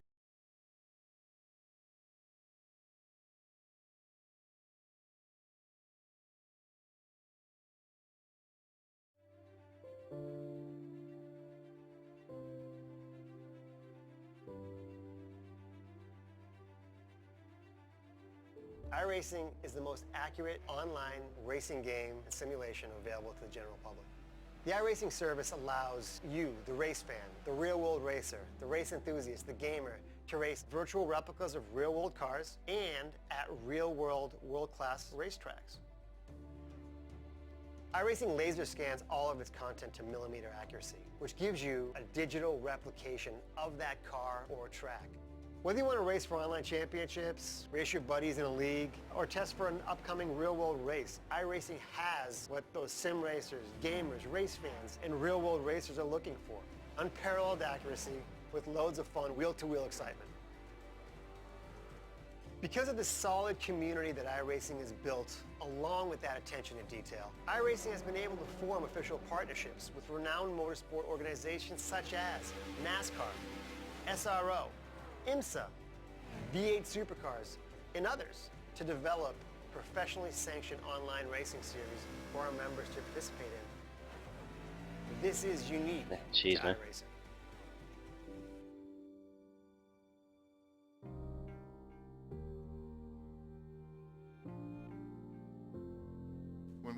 started iRacing, we kind of fundamentally wanted to take a different approach with licensing and treat them more like partnerships.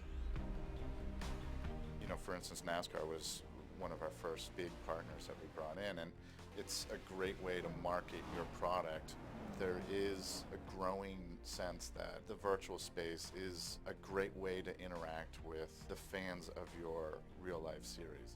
Simulation in itself is just becoming more and more popular in the real racing world, and it's natural to think that to be successful in the real world in these racing series, you're going to have to be up to speed with simulation at this point, because it's the only way that you can actually get any testing done.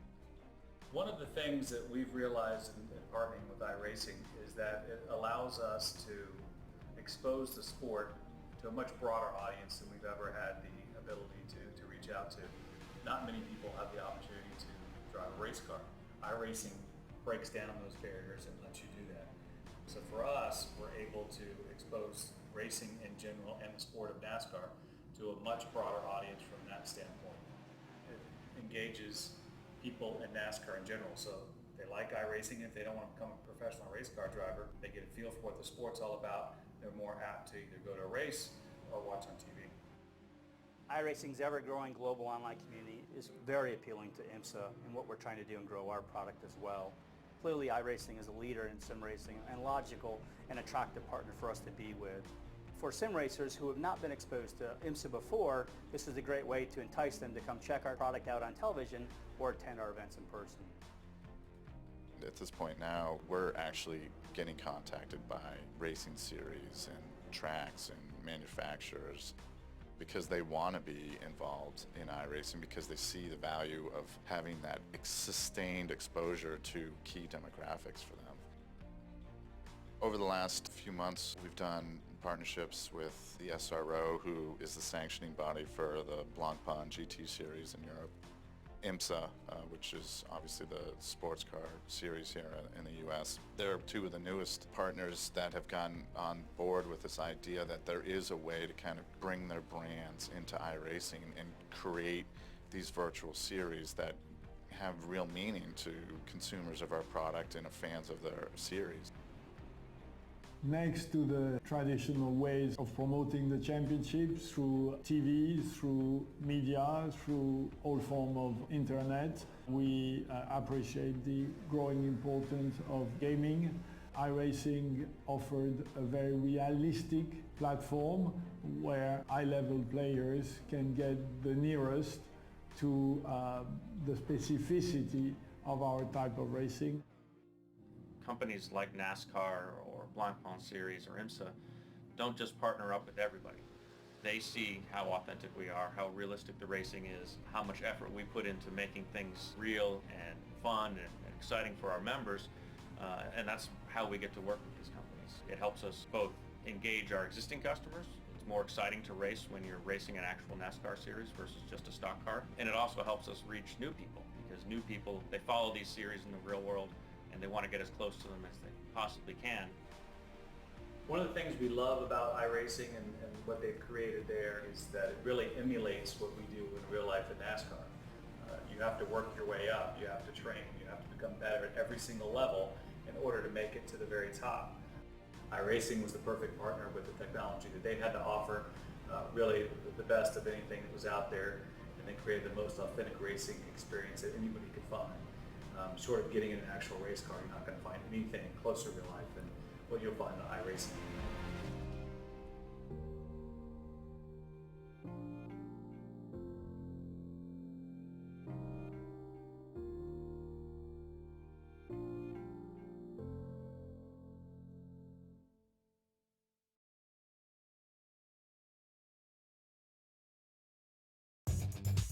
Simulated racing can be awesome, but it can also be kind of a free-for-all. Interestingly, auto racing faced the same problem in its earlier days. Whether it was on the back roads, the beaches, or the city streets, the racing was fun. But there was always a certain level of chaos and danger, until some folks came along and put some order to all of this. Stuff like official racetracks, regulations about weight and equipment, and enforcement of standards. That's what gave us high-speed excitement, fast-paced action, and photo finishes. That's when racing became racing. The guys over at iRacing.com have made the same transformation in the world of sim racing. Sure, they've got the most accurate tracks and realistic cars out there, but that's just the start.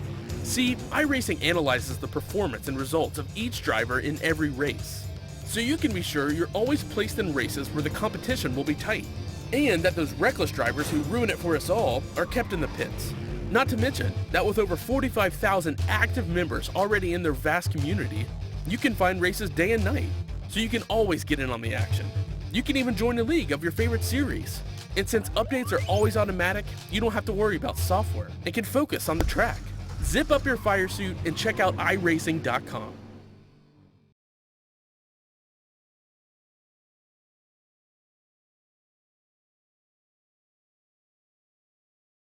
A few years ago, members of the iRacing V8 Supercar community came together to articulate an idea.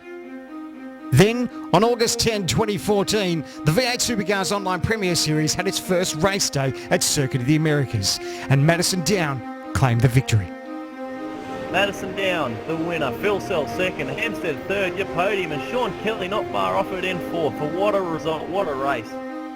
This first test season, however, would go to TTL's Richard Hampstead. 2015 was a defying year in V8SCOPS, the first year-long championship in iRacing V8 Supercar history. The season was filled with many highs and lows. Few drivers were triumphant, most faced heartbreak. Young gun Jared Filsell was crowned our champion. But in 2016, it's a new championship and a new opportunity for our passionate sim racers.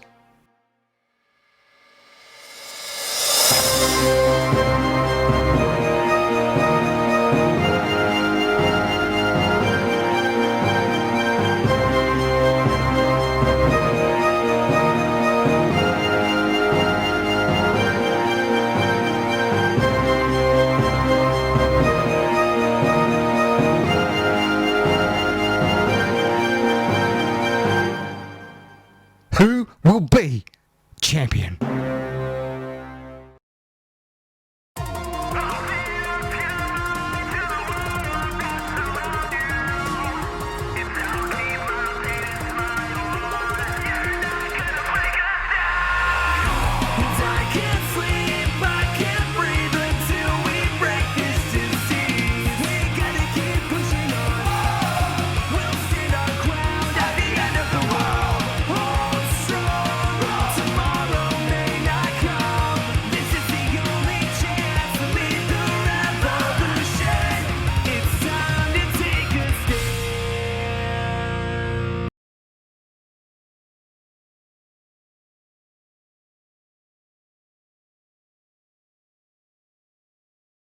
Welcome back once again, ladies and gentlemen. You are watching the 2016 Lenovo V8 Supercar Online Premier Series. We're coming to you live from the Circuit Gilles Villeneuve.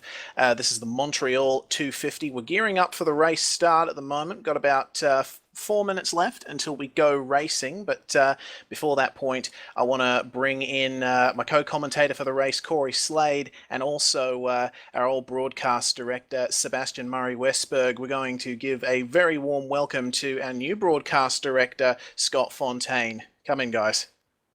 Hey, Bruce, how are you, mate? Good to be here. Not too bad. Not too bad yourself, Seb. You've been out of this for a while now. Yeah. Real life got in the way, and I wanted to give a big thank you to Scott Fontaine for coming on in such short notice. Really looking forward to watching the series. It's a bit strange being on the other side, watching it on YouTube and not actually calling the shots, but I'm sure Fonty will do a fantastic job.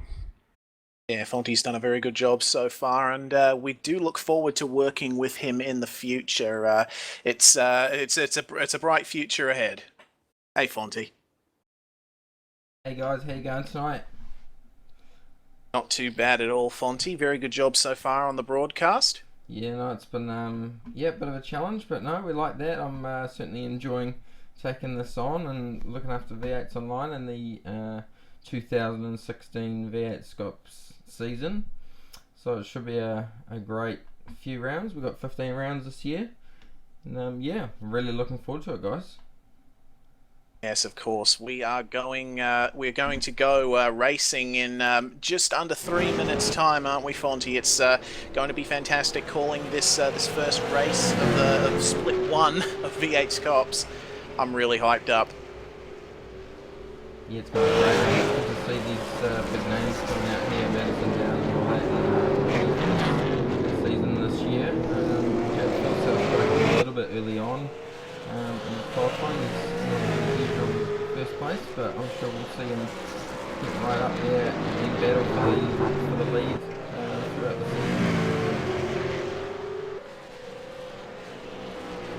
Yes, of course. Are you there, Corey? Do we have you? Yeah, mate, yeah, all microphone issues all sorted, so missed out on all qualifying trying to get that one sorted, so hey Reese and Fonty and everyone out there, it's been a long time since I've been up in this commentary business. I think it was Canada last year even, last year's series, so it's been quite a while. Yeah, it's better to upgrade there, Corey. We've got some aircon now.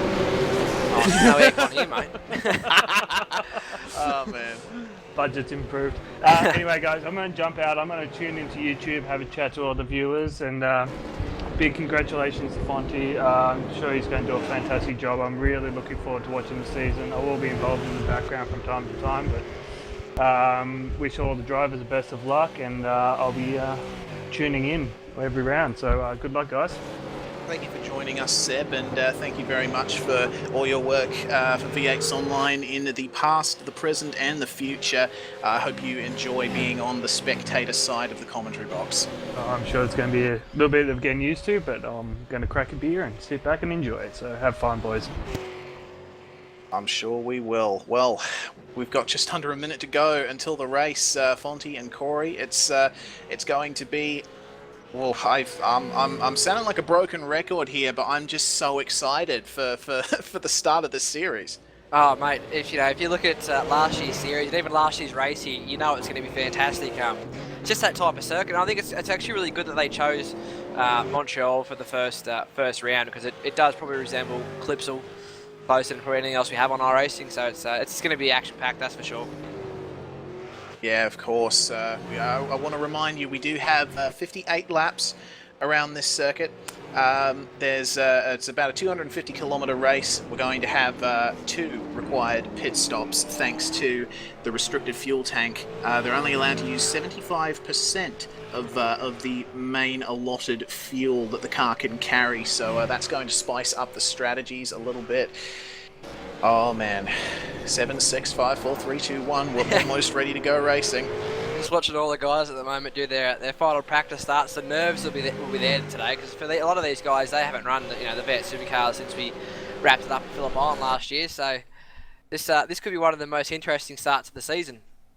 Yes, of course, and with a turn 1 like what we have at Montreal, I do remember in last year's race, the second split race had this major pile-up at the first few turns. The track was blocked. Hopefully that doesn't happen here, but it's still a possibility. Fingers crossed it doesn't, though. I'm just trying to find the best vantage point here for the running down into turn 1.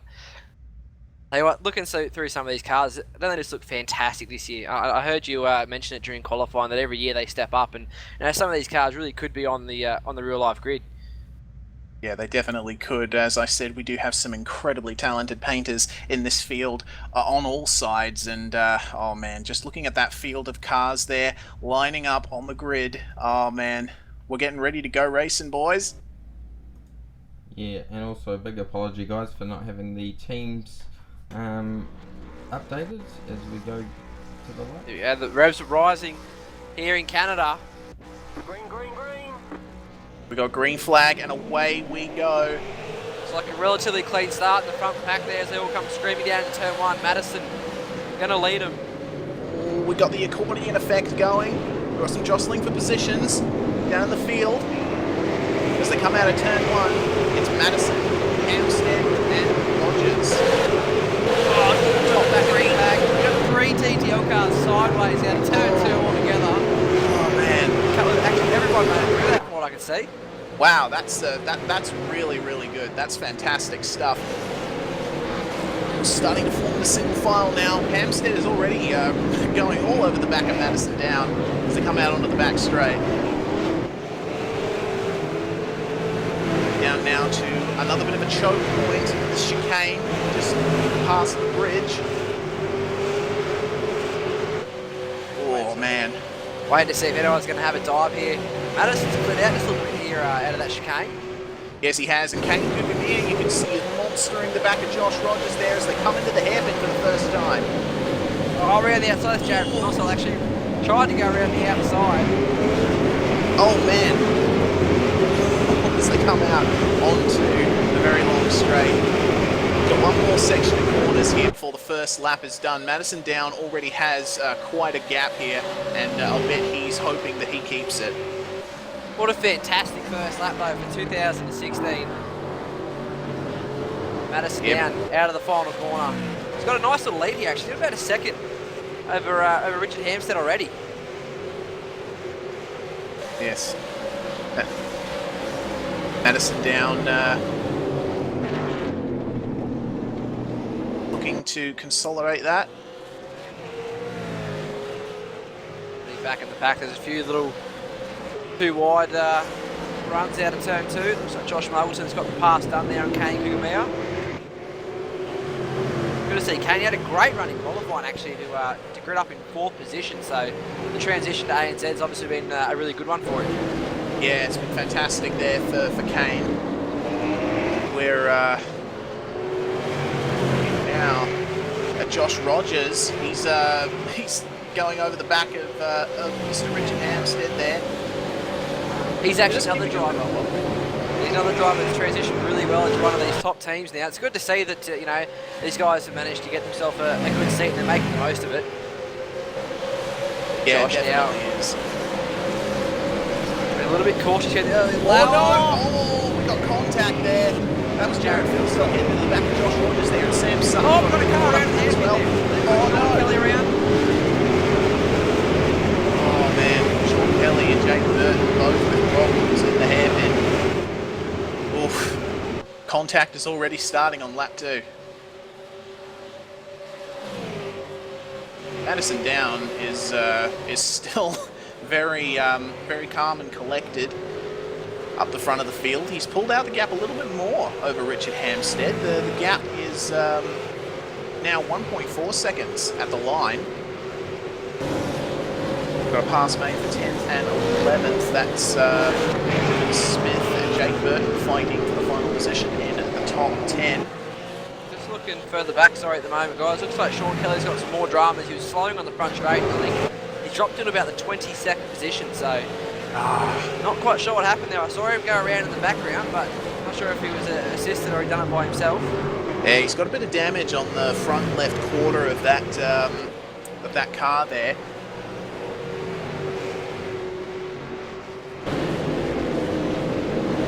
We've already got a stewards investigation.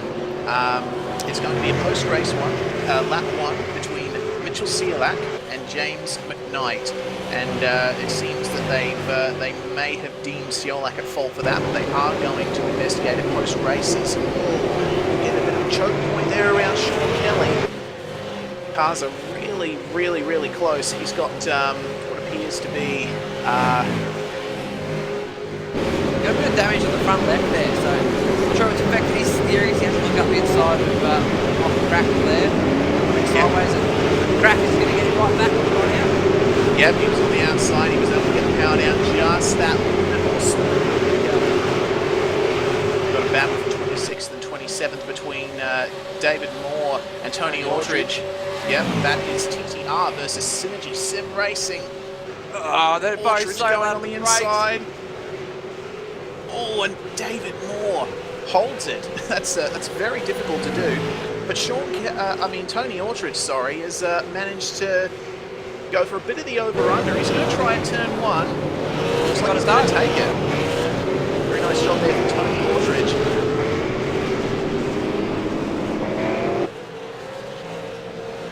Not quite sure where to look at the moment. There's battle packs going up and down the field. Yeah, the cars are mostly single file at the moment, but they're all very close. You don't know when someone's going to spring a move. I think I've checked out now. Madison already out to 1.7 seconds, so he's looks like he's put in a fair bit of work in the off season, and he's definitely starting the way he would have wanted to. Yeah, making a big statement after losing the title to Jared Filsell last season. As we look just behind Madison, we've got the TTL guys all battling amongst themselves. On the inside. Oh, nice move. It looked like it was coming in a bit hot there. It's like Sam Sutton's got the car to Jared Filsell as well. So. Oh, Richard Hampstead contacts Rogers just a little bit there. Steer perhaps. Or maybe just a little, hey, remember you're the new guy on the block. Yeah. Hampstead's been around for a while, so. Yeah, but Rogers is, he braked just a little bit earlier than Hampstead there. Plodded back in behind. Oh, Rogers sideways. Man, off the corner, I tell you what, that was claimed quite a few names. That's left the door open for Sam Sutton there. He's going to try and go around the outside at turn 1. Can he do it? Oh no, he cannot. I wouldn't want to be the team manager right now in TTL because this is about as awkward as it gets. Yeah, Roger's getting a bit flummoxed there at the moment, but regardless of that, he's doing a very, very good job to hold third in his first race for this team. As does Sutton in fourth, I have to add. They're both new signings for TTL, as is Mr. Joe Burkett, who I believe... 2. Oh, Filsell. Ooh. Oh no, Jared Filsell's probably the first victim of the very, very brutal slowdown penalties that you can get at this circuit, especially this chicane that Filsell's going through now. You cut the track, at any point there, you get an instant 2-second slowdown, and that will absolutely kill your position. Yeah, just have Josh Muggleton moved up to P5 rather, sorry. He's got 83 goal all over at the moment. I just had a quick look back on my replay there, and Jared Filsell was the first chicane to try to get around out with Sam Sutton, and just too much to go. Hearing Ian Ford and Kane Kugamiya are in the midst of a bit of a battle here at the moment, battling for 8th and 9th position. I saw Ian Ford's brake lights flicker a little bit there, I think, unless it was a trick of the light. Just further up ahead, we've got Ethan Green. Got a big run on Josh Muggleton. Lugos squeezed him out of the fence, and Ethan had 2 wheels on the grass. Still going to try and get it done. Muggleton shuts the door, though. Greg Gold's going to have to... Ooh, he makes a little bit of contact in the middle of the first turn. Boom, bam, there you go. As Madison Down we're focusing on once again, he's pretty much checked out at the moment. Of course, I still think it's a bit too early to say anything about how this race is going to turn out, but Madison Down is looking fairly comfortable there in the lead of this race, and well, we'll have to wait until the pit stops come around to see if there's any kind of jostling. Yeah, I think, I don't know if I was in the TTL cam right now, it looks like Rogers has a little bit more pace than Richard Hampstead, so nearly be inclined to let him go and see if he can track down Madison rather than find out and lose more and more time. Yeah, I'm noticing Rogers, as he went into that last chicane, he actually got on the grass on the entry. He's using all the road and then some in that car, and I feel like he's really chomping at the bit to get past Richard Hampstead. Further back behind him, Sam's just dropped off that battle a little bit. Yeah, I think he might be hanging back, just waiting to see if Rogers and Hampstead slow each other up a bit. Oh, Rogers just pulling slightly offline, letting Richard know he's there as they pound the curbs. That is a fantastic corner to watch for these cars, though, the way they just fly over the curb. Yeah, it's fantastic. We're going on board now with Josh Rogers as we look at the back of Richard Hampstead's Custom Image Concepts TTL Ford. What a fantastic circuit this is for V8 Supercar racing. As someone in the broadcast chat said, it is a shame that they don't race here in real life. It really does suit the cars very well. I think the real V8 is absolutely fantastic here. It's got that street circuit kind of feel to it. It's got the chicanes, you're close to the walls, and got the big curves also, which always makes the V8 Supercars look spectacular. As Rogers trying to get a run. Yeah, he had a bit of a deeper exit than Richard Hampstead did, but that seems to have not done much for him. Watch as he comes into this corner, he gets a bit on the grass again. These guys are desperate. They lost nearly a second last lap to Madison, so it'll be interesting to see if they keep up this fight. And Richard looked like he's going on the defensive there.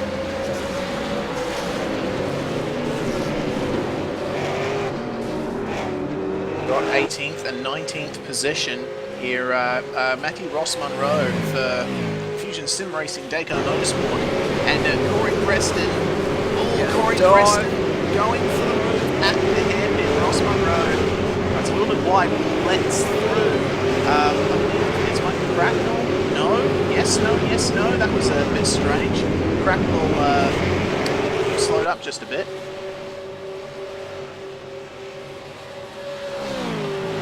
Corey Preston is now ahead of both of those guys, and he'll be looking ahead just a little bit. Rogers has got past Hampstead down there at turn 1, and both of them nearly ran off the track on entry to turn 2. All right, we're going to go for a SimSpeed TV replay on that one. Rogers is now loose. He got a good run. Madison down.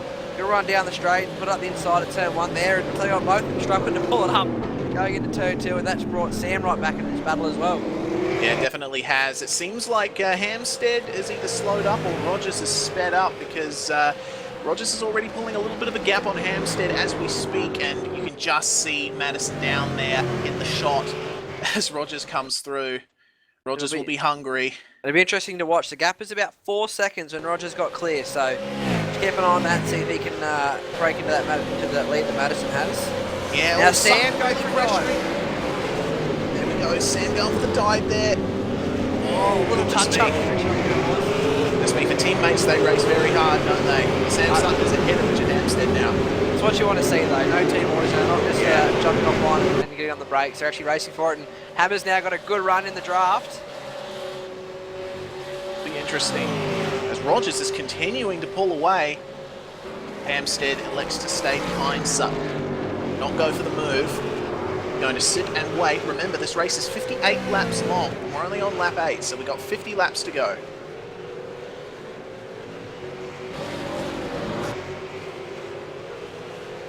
Focusing on position 12 at the moment. That's Michael Schreier for Sim Racing.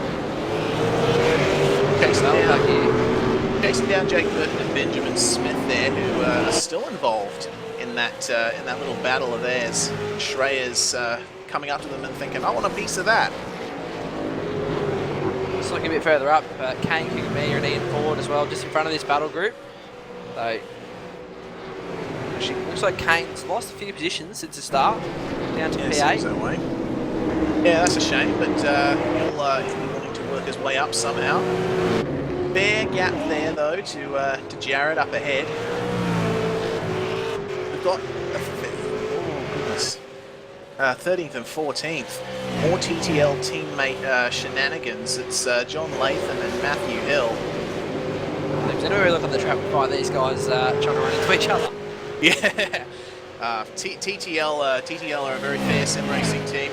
They race hard and fairly with each other on track, and it's really good to see them not making kind of 18th and 19th, I believe. Oh! Contact there with Matthew Ross Monroe. Ouch, and Crackers got through. I think two battles like Crackers maybe got in a little bit too deep into the hairpin and gave that new Dayco Commodore a bit of a touch up. Yep. Both cars, of course, looking very nice, if a little battered after these shenanigans. Oh, Matthew Hill.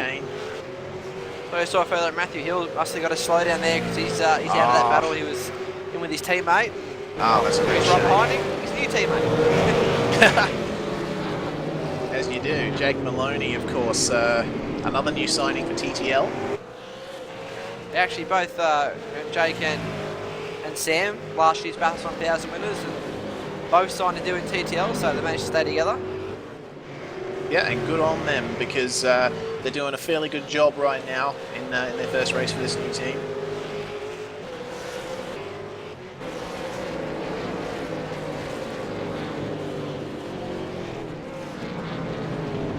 Looking at Kurt Stenberg at the moment. Oh, that's very interesting. He's slowed up a bit. We're going to take a look at that and see what happened.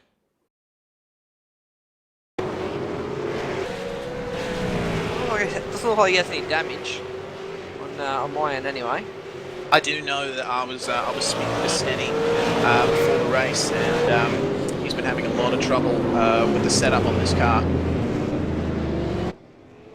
Oh, that was a very big cut there in that chicane for Kurt Stenberg. That was a slowdown. Yeah, he's hit the inside tyre barrier even. It hasn't been a particularly good race for Stenberg so far. He's been struggling quite a bit with this car. Of course, he has a bit of a history at Montreal. In the race there last year, he finished in second position, so he's not going to like it too much sitting down there in 24th. Yeah, I was just about to say, he had an absolutely stellar run here last year, and the attrition rate last year was crazy. You know, Steady managed to stay out of trouble and got himself on the podium, and he was really excited to be coming back here, especially for round one, but not quite going his way at the moment. Still a long way to go, though. Yes, definitely. It looks like the gap has sort of stabilised now between Josh Rogers and Madison Down. It's sitting at about 4.6 seconds. But Rogers hasn't been able to cut into that gap like I thought he would. He has sort of pulled away from Sam and even more so Richard, so I'm not sure if Richard's maybe just conserving the tyres or a bit of fuel trying to run later, or he just had a big slide off the chicane. But now it looks like the two new blokes TTL right now are doing quite a good job. They definitely are. A little bit of a shout out to Dave Thompson in the broadcast chat asking how many pit stops are expected and when you think they'll start coming in. It is 2 pit stops, and as we saw in the dev race, the tank of fuel lasts about 23 laps. Those guys were able to do a 20-lap race and have about 3 laps of fuel left over. So I'd say about lap 22, 23, you'll start to see guys coming in, and then again, oh no, it's Josh Rogers slows down. He's got to slow down.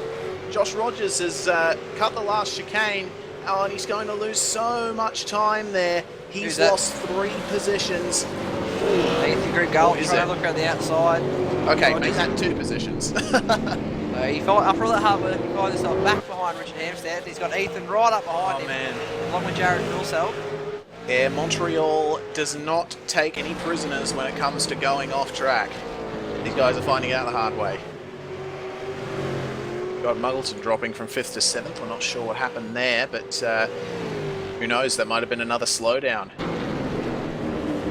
It's rather easy to do, you know, when you're on the limit like these guys are, pushing, using every millimetre of the track. Just sometimes in iRacing, just creep over that curb thinking that, you know, it's about the same as you did last lap, and it's easier, so. Of course, we do want to apologise once again for, oh no, Josh Muggleton's had a bit of a half spin coming out of the chicane before the hairpin. That's not going to be good for him. Like he's got Kugamiya coming up behind him now.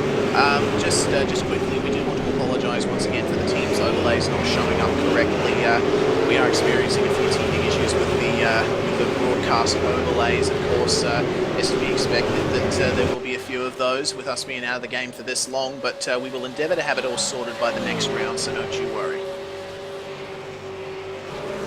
Just having a look here, guys. Sorry, looks like David Moore's in the pit lane, and he's got quite substantial damage to that Falcon there. Oh dear. So it looks like he's missing the entire boot. Actually, that car, no rear bumper, no rear wing, and no boot lid. So must have had quite a hard shunt somewhere. That's very bad. David Moore, of course, started in 30th. That's a real shame for him. It's never good to. Oh no. We've got Kurt Stenberg in the pit lane now at the moment, I'm just seeing. He's come in for a stop on lap 11. That is way before the pit window is expected to open, around lap 20 or lap 22. So I think Stenberg might have damage of some kind. Oh, and it looks like Matthew Ross Munro has come in as well. So that's an interesting strategy there by the FSR Dayco team, unless they're going to try and push out the next 2 stints very, very long, but I can't imagine that'd be ideal because you have to run on your tyres for a long time. And yeah. Stenberg's actually just associated drama, and he's no longer in the race. So. Oh, Stenny. That's a real shame. Well, Matthew Ross Munro is still continuing. I can't see any damage on, sorry there, Reese, I can't see any damage on Monroe's car, so That's an interesting strategy call though. If he's come in for tyres and fuel there. Yeah, it is a very interesting strategy call. Sean Kelly, meanwhile, has had some major dramas, and he's back down in 33rd position. Yeah, Carl, he's still got that damage to the front left, so I'm not sure if it's having, if it's causing major upset there with the steering or anything. But he's dropped way back. Minute 15 off the lead now, so there must be something quite wrong with that car. Yeah, there must be. Lee Ellis, meanwhile, is in 31st position. Oh, and he's missing the back end of his car. Yeah, just like David Moore. He's got no rear bumper, no rear wing, and no boot lid, so and damage to the front left. Oh no. And we've just gotten some news from the broadcast chat that for Kurt Stenberg, car number 47 that we were commenting on before, iRacing crashed for him. So that was completely out of his control and a real shame. Lee Ellis is still continuing on despite his car missing some substantial parts of its bodywork. Got a couple more cars in here, We've got Jake Blackwell, Blake Copworth, and also is Marcelo Riviera, P19 at the moment.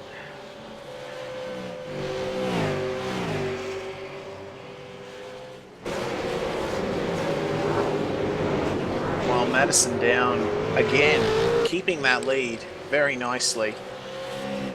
Driving some very smooth lines, keeping it together. And, Sam Sutton in second is about 6 seconds behind. Yeah, Madison's just in a league of his own at the moment, punching up lap after lap, very consistent.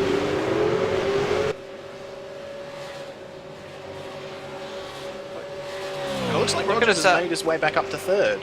Yeah, I was just looking there. I had to use the two different cars and try and work out who's who again. Yeah, so Rogers has got back past him. Not sure if Hampstead just doesn't look like he's got the pace at the moment. Like he's really struggling there. He had good qualifying, obviously, on the front row, but yeah, it's possible he's struggling. It's also possible that he might be just hanging back and waiting to see how the race plays out. Remember, we do still have the pit windows to open and close. There's plenty of options there for people to take. Pit window is narrow, but of course, if you have a problem in pit lane, it does set you back quite a bit of time. Kurt Stenberg is back out on track though. He's just ahead of our race leader now, Madison down. It's good to see Stenny back out there. That's a real shame for him after starting in 31st and struggling through the first part of the race to effectively be taken out of any kind of contention by an iRacing crash. That's a real shame for him, but hopefully he manages to keep going.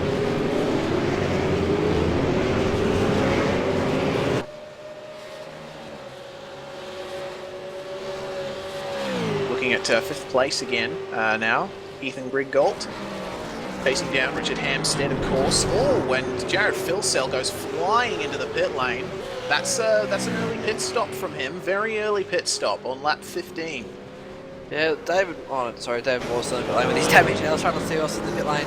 Yeah, a couple of the guys now have been down the pit road, so maybe they're going to bank on running along with obviously the next two stints. But you know, the tyre wear here last year I know was rather bad. The track temp is only 29 at the moment, so it's actually quite cool for what we normally see. So it's still going to be quite a stretch, I think. Yes, we've got some more news coming in from the steward's office, by the way. We've got a penalty for Jake Blackhall of 15 points for contact with Bo Cubis on lap 3, and on lap 4, Bo Cubis earned himself a 10-point penalty for escaping off track without being given permission first. Of course, we have to note that V8SCOPS has a no escape rule. You are supposed to take your car back to pit lane before escaping back to the garage. You can't do it out on track. It's against the rules, and it's in an effort to make the series more realistic and see some more realistic decision making from the drivers. We've also got a post-race investigation for a lap 1 incident between Jason Bentz and David Amor. Just looking back at this TTL battle with Josh Rogers, he's closing back onto Sam Sutton here. So in a couple of laps, he'll be right back on his bumper. Yes, of course, they're very, very close at the moment. I just love the way they absolutely pound the curves in that final chicane. It looks fantastic. Oh no, and we're hearing from the broadcast chat more trouble for the FSR Daco boys. It looks like Matthew Ross Munro only had 80 or 90% full throttle. So pedal dramas for Matthew Ross Munro. This is the same thing actually we had at Phillip Island last year when we ran the 500. I remember I jumped out of the car, over the moon to finally be done with Phillip Island, and 10 laps later Matt comes onto the radio and tells you that he's got no throttle. So it's obviously an issue that's plaguing him again. Yeah, that's a real shame for him, but hopefully he can continue and it doesn't get any worse, as the battle between Rogers and Sutton is starting to hot up a bit.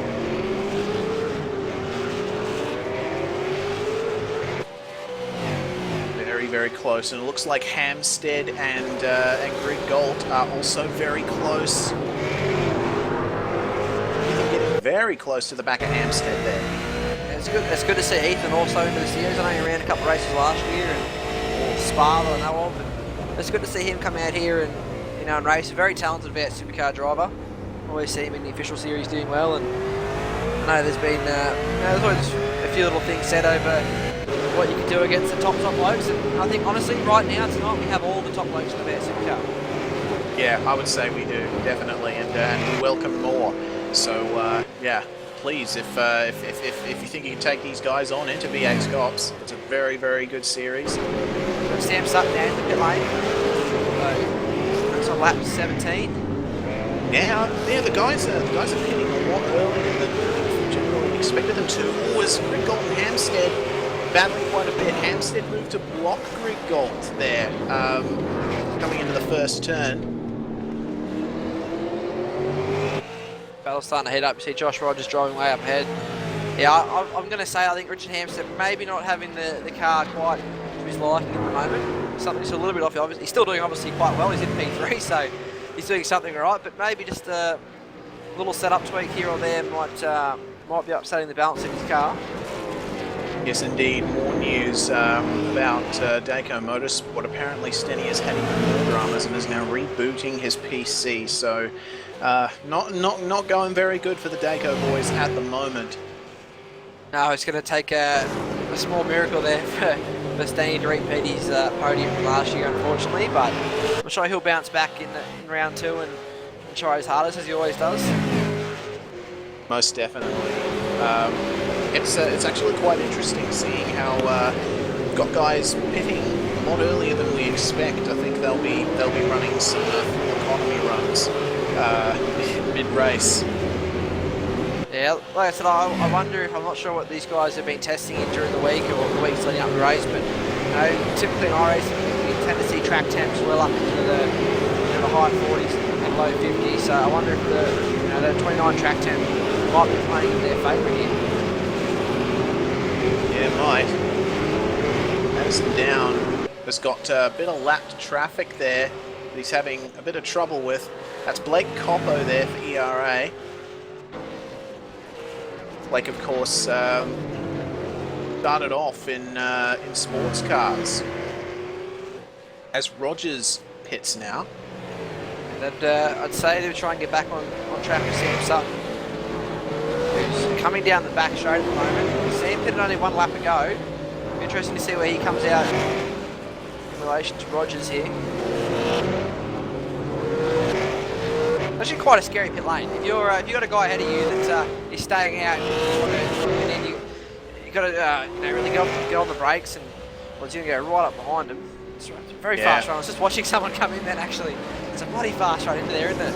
Yeah, it's an incredible pit entry. I'm actually surprised that it's configured the way it is. Of course, as you go along that back straight, that's where the artificial lake is for where the rowing competitions were held for the Olympics way back when. So that kind of limits where they can configure the circuit. But yeah, it's made for a very exciting pit entry. Josh Rogers, another slowdown.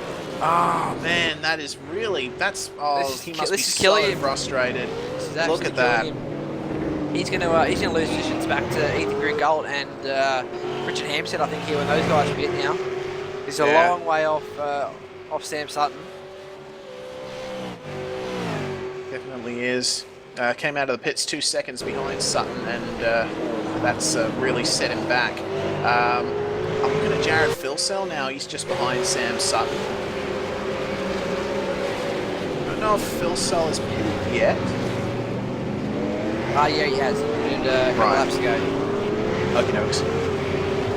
He's another one I think tonight, just maybe not got the setup 100% it was like him. He was absolutely on fire in the back half of the season last year. Yeah, it was an incredible run to a very well-deserved title for Jared Philsell, but I've noted that a lot of teams are having a lot of trouble. Oh, Jared! Massive amounts of curve there, and right out sideways with the escaping boat just for him. But he was bloody close to that wall. Yeah, my goodness.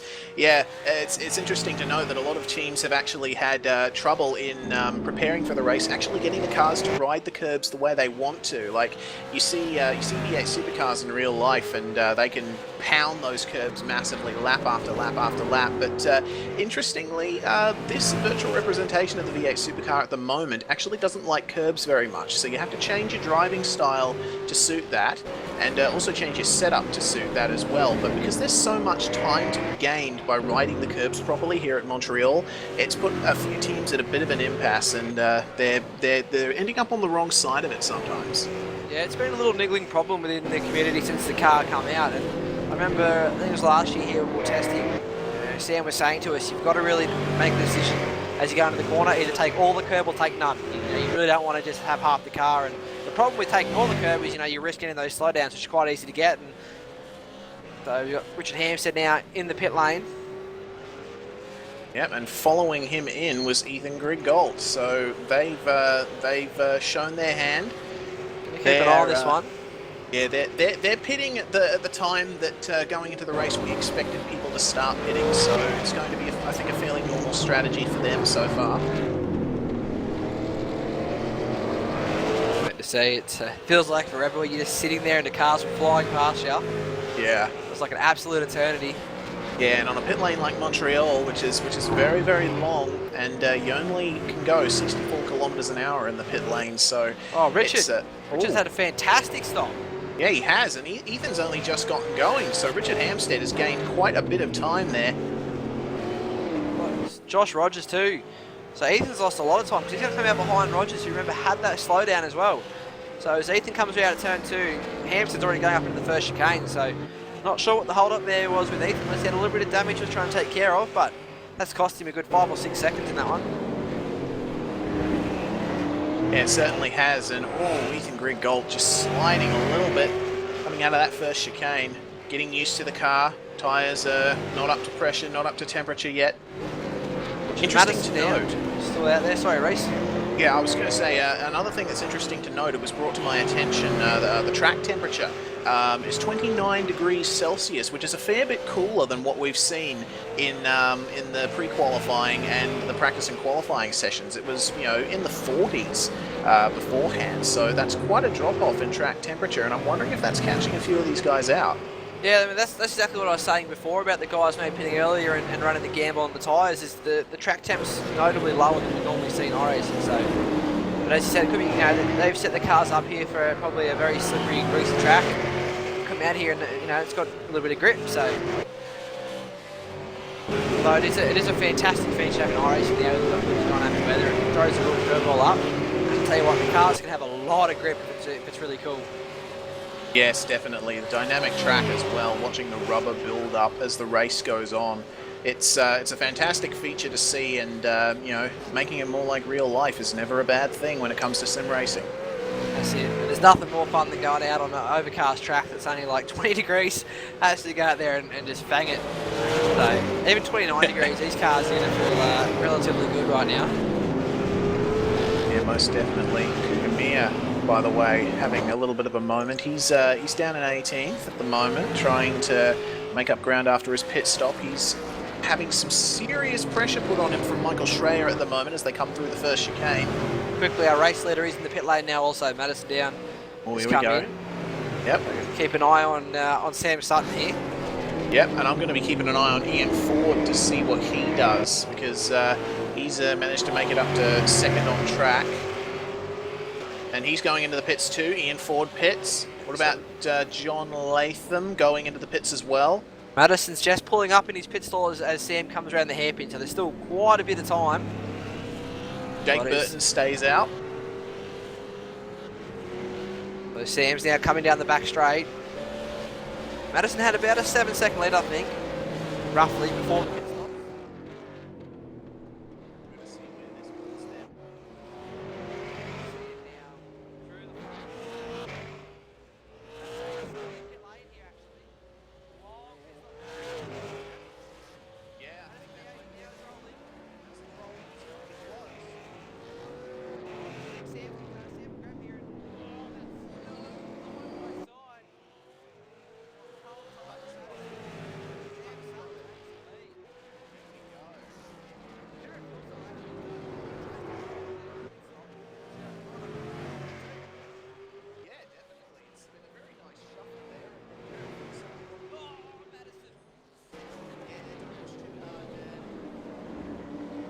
Tyres come up into the rhythm. Carl's just squirming around him, even out of the corner. And He's trying Phil to go for Sellers second and monstering third. the back of him. Oh, it's not Daytona, boys. They come into the chicane. Phil Sellers stays behind though, doesn't put the move on Madison. Oh, Madison got the wall. I think Madison got the wall there on the exit. I wonder what caused Madison to stop for so long at that stop. Yeah, I'm wondering if that, perhaps. I'm wondering if the that too, obviously, it's going to be much lighter, so it takes a longer to fill up. So he'll have a shorter stop for the second one, whereas those guys will have longer. However, also with the cooler track and the fresh tyres, you know, you can go out there and set a good, you know, 4, 5, or 6 quali laps back to back to back to back to back. So maybe the undercut here is worked in favour of these guys. But like I said, Madison should have the shorter stop. He's still battling with that car here. Madison should have a much shorter stop in that final one. You'd assume anyway. Yeah, I would assume so. We do hear you people in the broadcast chat bring it to our attention that our voices have gone a little bit quiet. We are working on that, working to rectify that. Apparently it is fixed now, so let's keep going with this fantastic motor race we're seeing here. It's been amazing so far, and just looking at it, not even at the halfway point yet. Yeah, and there's been so much action already. I can't wait to see what the second half of this race looks like. Tell you what though, a big hats off to all the guys out here. This has been a much, you know, cleaner or less chaotic even race than 12 months ago. Yeah, Jake Burton in the race lead. Only 20 seconds up the road from Sam though, so he will drop back, I'd say, into the bottom end of the top 10 or just outside when he does decide to pit, but running along at the moment. So there's a few different strategies. You know, you pit early, you take less fuel early, but you take more later, and it all kind of works out. He's going to play now anyway. Oh, he's at a moment though, he's trying to pull it up. That's going to be close actually to a speeding penalty. Yeah, it definitely is.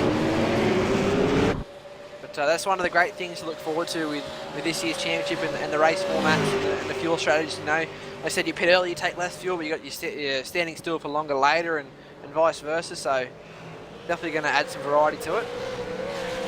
Yeah, most definitely. Jake Burton continues to sit in pit lane. Sam Sutton is in the effective lead of this race still. Madison Down is staying very close to him. Yeah, so again, Josh Rogers gone by, Ethan Grigolt's gone by, so Jake is going to fall out. As I said, around that back end of the top 10 mark, Josh Muggleson now going by as well, and Jake's still in the pit lane, so he's filling that thing right up and go for the short stop at the end. I look for Jake maybe to be in that mid pack now, but you know, fighting straight back through towards the end of the race. There's a couple of those guys a bit earlier will have to be pitting, I guess, somewhere in the late 30s of laps or very early 40s to get home. Yeah, I would assume so. There's Madison, Sutton, and Phil Sellers there. Close battle. Madison Down working the wheel quite a bit through that chicane. Car looks a lot more controlled though than he did when he came out a bit late. That was an intense like that one. Yeah, most definitely was. I think he was very desperate to try and either get back past Sutton or just get his car to his liking as quickly as he could so he could resume the attack.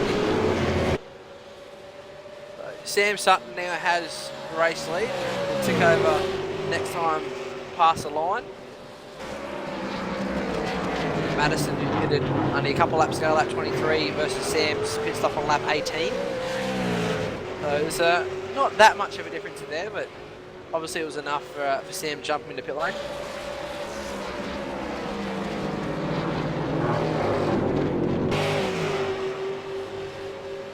And look through the pack now. I think the race pretty much cleans itself out. Everyone's made their first pit stop. Yeah, it seems that way.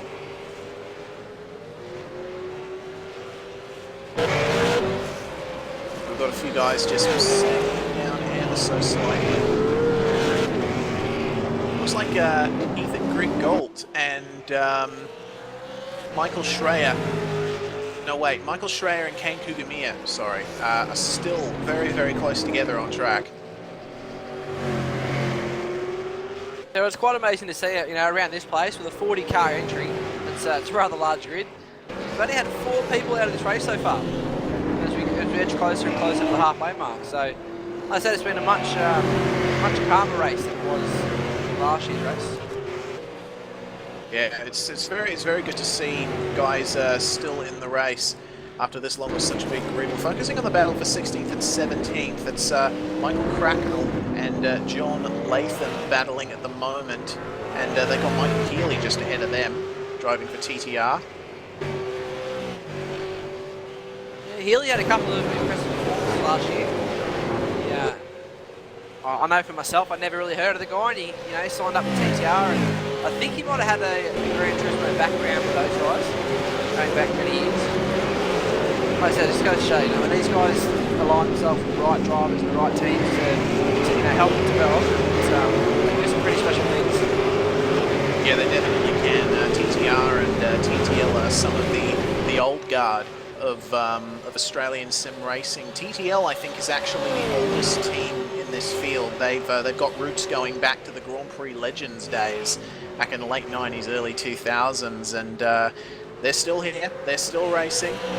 They're still doing very well. We've got some new names, but Ian Travis and Greg Stewart and all those guys, they're still around. They float around on TeamSpeaks and always up for a chat.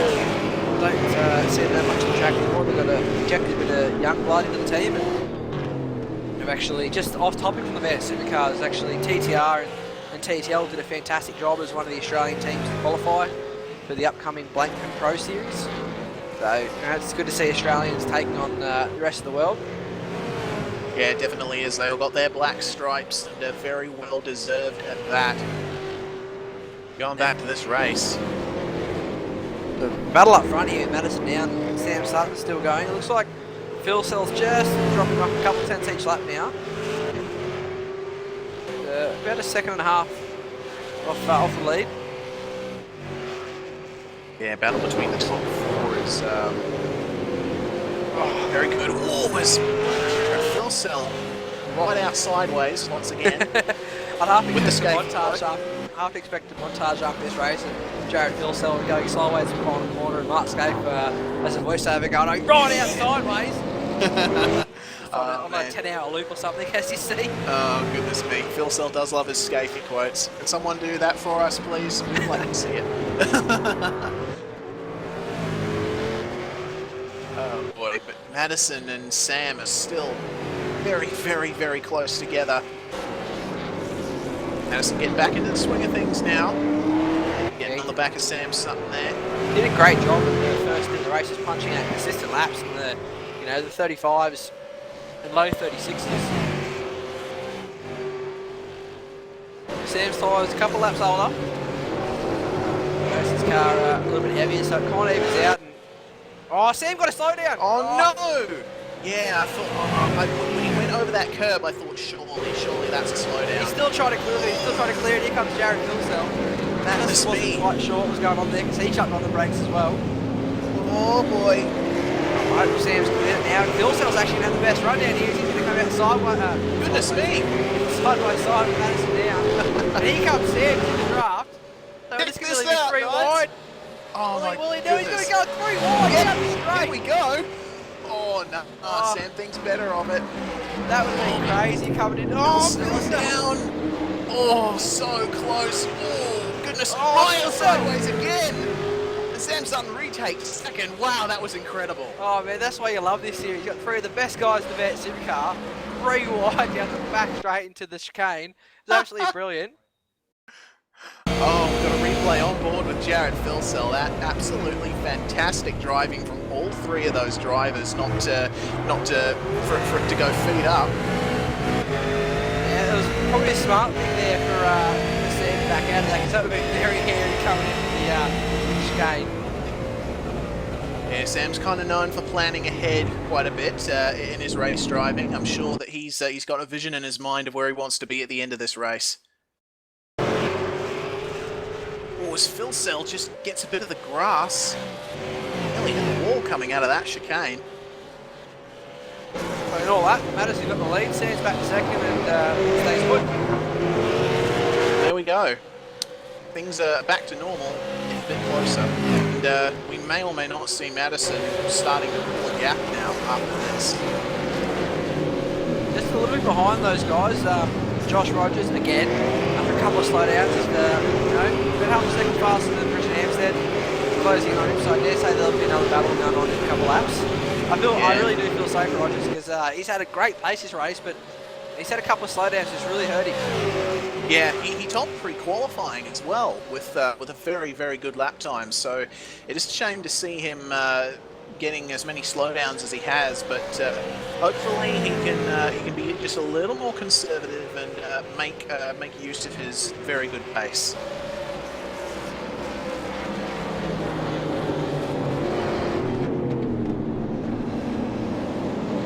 While Sutton and Filsell still very close. Madison Downs pulled out a little bit of a gap this time around. Yeah, Sutton and Filsell they're a lot closer. There's only a lap difference between those guys and their pit stops, so a lot closer than that to Madison. So I expect to see those guys probably stay together after the second round of pit stops also. Jared's actually done well, because I remember before the first round of pit stops he was a little bit down. I think it was about 5th or 6th position, and he's having a few dramas, but he's managed to find his way back into the pack of the race win. He definitely has. I think at this rate, unless Declan manages to pull a huge gap again, as Filsell whoops out to try and make a move on Sutton. Do we see something of the headwind? No, we will not. We're getting a good run out of here, and I'll get a run down the chicane. Looks like Sam's off the corner much better. Yeah, that little bit of shallower exit of that headwind is the best line to take, because if you try and take that wide line at the exit, you actually lose time because you've got to travel a bit more of a distance.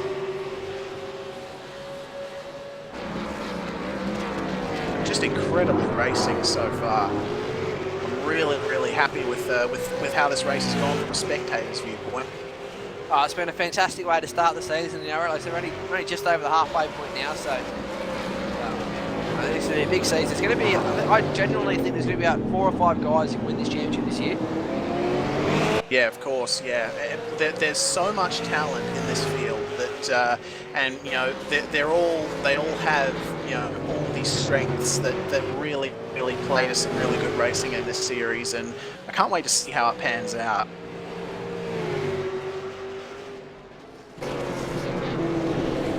Madison's not really creeping away. Sorry, Reece. I was going to say, Madison's not creeping away as fast as I actually expected him to. Sutton was slightly quicker on that last lap. Yes, and it looks like Rogers may have gotten another slowdown because he's much further behind Hampstead now. They must be absolutely killing him at the moment.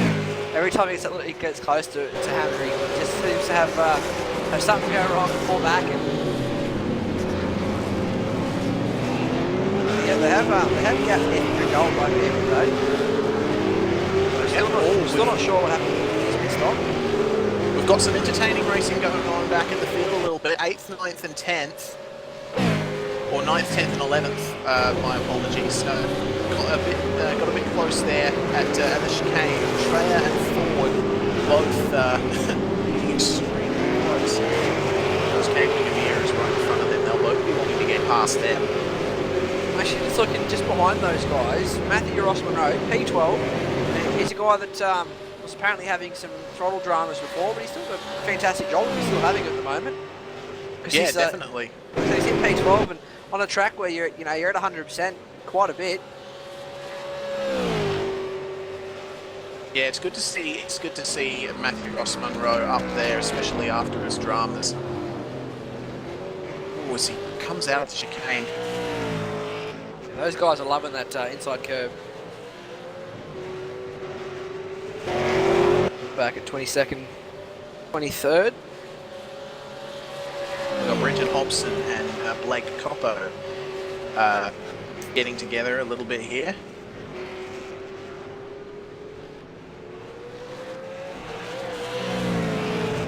Looks like Blake is gaining a little bit on Hobson here. Oh, goodness.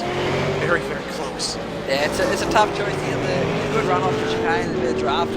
You almost want to throw it up the inside because there's quite a bit of run off there, but trying to brake and turn at the same time is actually quite awkward in these cars. Yeah. At the time you want to be in a GT3 car, but you can just absolutely stand on the brakes in the corner. Either turning or even going backwards, it still seems to grip up and work alright for you. Yeah, of course. Unfortunately, this V8 supercars rely a lot on momentum to keep things going. In forward on the inside of Kane Kugamiya. Meanwhile, that will put forward up into 9th position, I believe. Drea's wanting to get in on this a little bit as well. Yeah, Kane was having a look back on the outside. If Michael can get a good run through the chicane, he'll have a nice exit. I think he's quite close enough. Looks like Ian might have got crossed up slightly, because we can see Kane gaining on him just a little bit. You going to throw it on the inside? No. Oh, that's late on the brakes there for Ian, though. Ouch! That was a very shallow turn in there for Ian Ford. First turn, protect against Kugamiya there. Drea just gives Kane a bit of a nudge. I think you saw Ian just throw it at the corner there, trying to turn in and make sure he made it around. It looks like Ian Ford's gained a little bit again now on Kane Kugamiya. Now Kugamiya is falling back into the clutches of Michael Schreier. These guys have not been separated all race.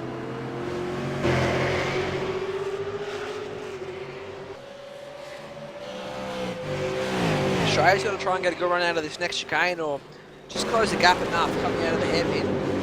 Looks like his driving style goes in the corner a little bit harder and he sacrifices a bit of speed on the exit. So he kind of artificially makes him look a little bit closer than he probably is in the mid-turn. Yeah, that works in some places at Montreal, but not others because, of course, they are coming now onto this very, very long back straight. Yeah, and you see now Kane just edging a little bit. So it does, like I said, it does work in some corners, especially like the tight chicanes there in the middle of the circuit. And it works better at some tracks, but obviously with the big straights around here, it can hurt you a little bit. Obviously, this one's just for Jared, but the way the drivers achieve their speed, quite different. Getting on the setting points again. Looking at 19th and 20th position at the moment. It's Corey Preston and Jason Dixon.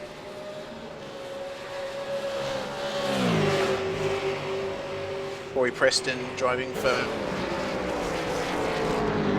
Pixie Racing, I think. This has sponsorship from Six Boost. They've got around Michael Cracknell there, I think. Looking at the timing, looks like Preston's got around the SDC car. Yeah, it seems so. Yeah, he's falling back into the clutches of his teammate, actually, Jason Dixon.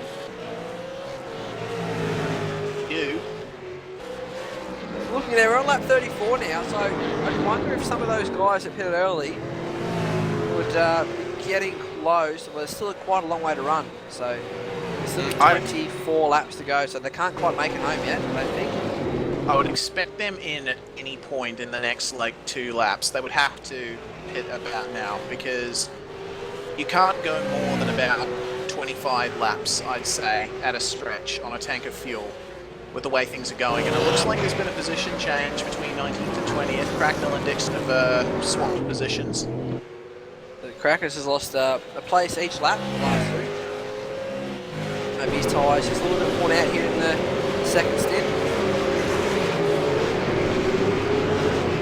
looking back up front for the moment, Madison down only 1.1 seconds ahead of Sam Sutton, so I really did think that Madison was just going to drive away, but Sam did a great job there to hold Madison back while Madison had the fresh tyre advantage. Yeah, and I think Sam Sutton's getting a little bit of motivation with the fact that Jared Filtel is behind him, hounding him for that position. He must be a pretty happy guy at the moment, though. You got a bloke running it that's won 7 or 8 or 9 or something ridiculous like that in the official championships. And then you got the defending Premier Series champion right behind you. So you know you're doing something right when you're in a sandwich of those two blokes. Yeah, most definitely. Sam Sutton has been doing a very good job in this event. So just closes up on him slightly in the hair there.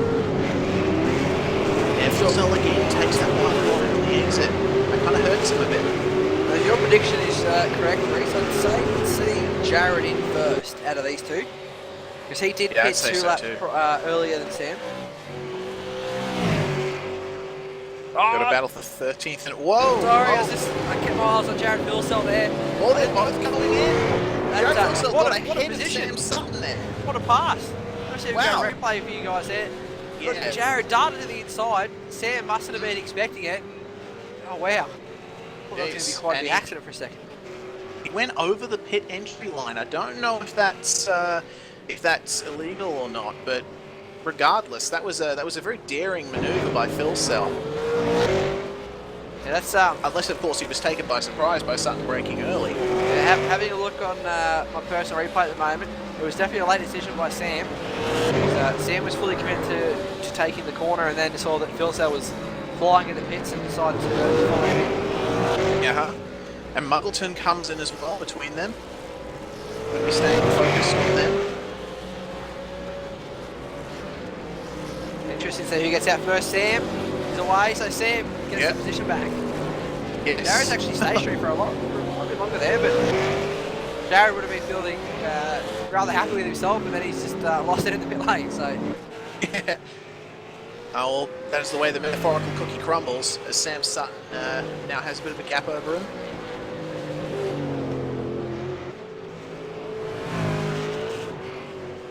Hearing that Brenton Hobson, sorry Reese.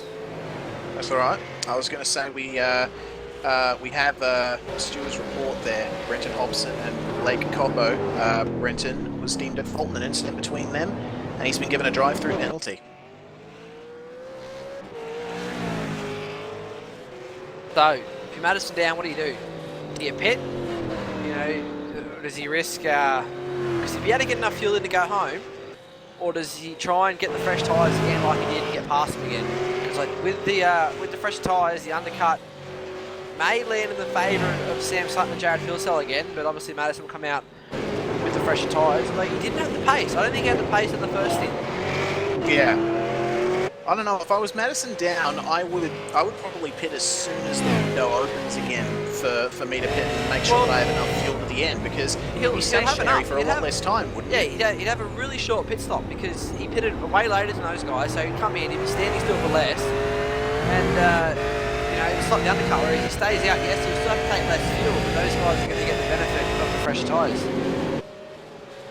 Yeah, it's a very interesting strategy call to make, whatever happens, and we'll definitely be keeping an eye on Madison and seeing what he does. Of course, he's in the middle of traffic at the moment, which may be hankering him just slightly. Oh, sorry, just looking back, we had a TTL drag race off pit lane with Richard Hampstead and Josh Rogers, Matthew Hill! Oh, Hill, just in front of him, had a huge moment. He's still having a moment, actually, for that matter. He's had to cut the chicane. Here we go, off the track, Matthew Hill. Nice guy, Hilly. We love him. It's good to see him back, actually. I haven't seen his name around for quite a while. I was watching Hampstead and Rogers there have a drag race off pit lane, and the next thing, Hilly's trying to create his own accident up ahead. Oh, man. The racing is very, very, very close now between Hampstead and Rogers. Hopefully Rogers doesn't get another slowdown and gets set back yet again. Right as he said it, talking about a commentator's curse race. Goodness me. That's the greatest one I've ever seen. Gosh, I'm so sorry. Oh, wow.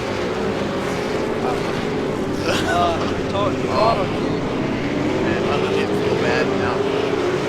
Josh Rogers finds himself again behind Richard slowdown. Poor Josh. He has not had very good luck with the slowdowns, has he?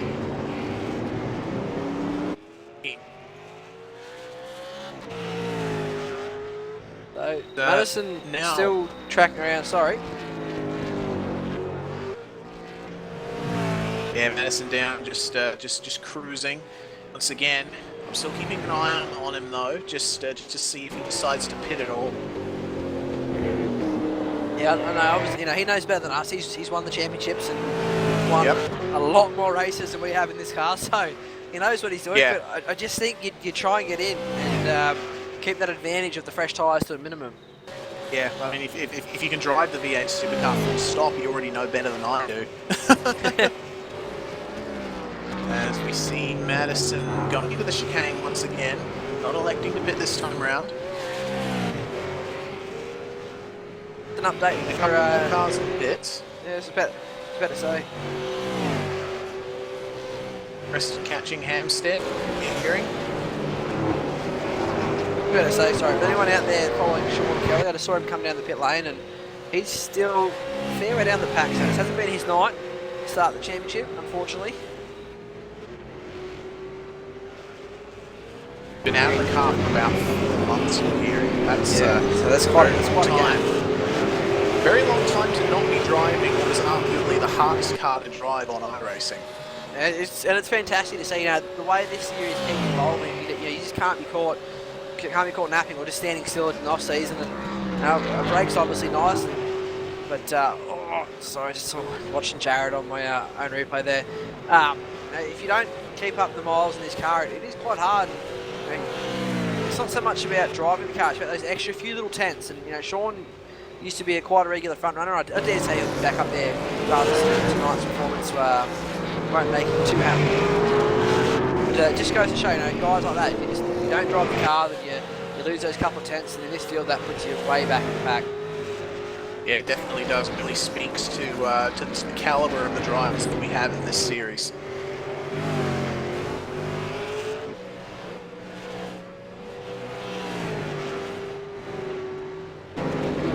Looks like Corey Preston is closing up a little bit more to Richard Hampstead now, getting ever closer.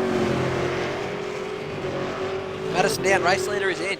Oh, there we go, he's in the pits. So now we've got to keep an eye out on Sam Sutton. I'll keep an eye out on Madison. And geez, it's a long pit lane though, isn't it? Yeah, Chris watched it go down, it is. just goes on forever. Yeah, Sam Sutton is coming into the hairpin right now. Wait to see how this turns out. Actually, I think Madison will take less fuel, but I think Sam's closer than last time.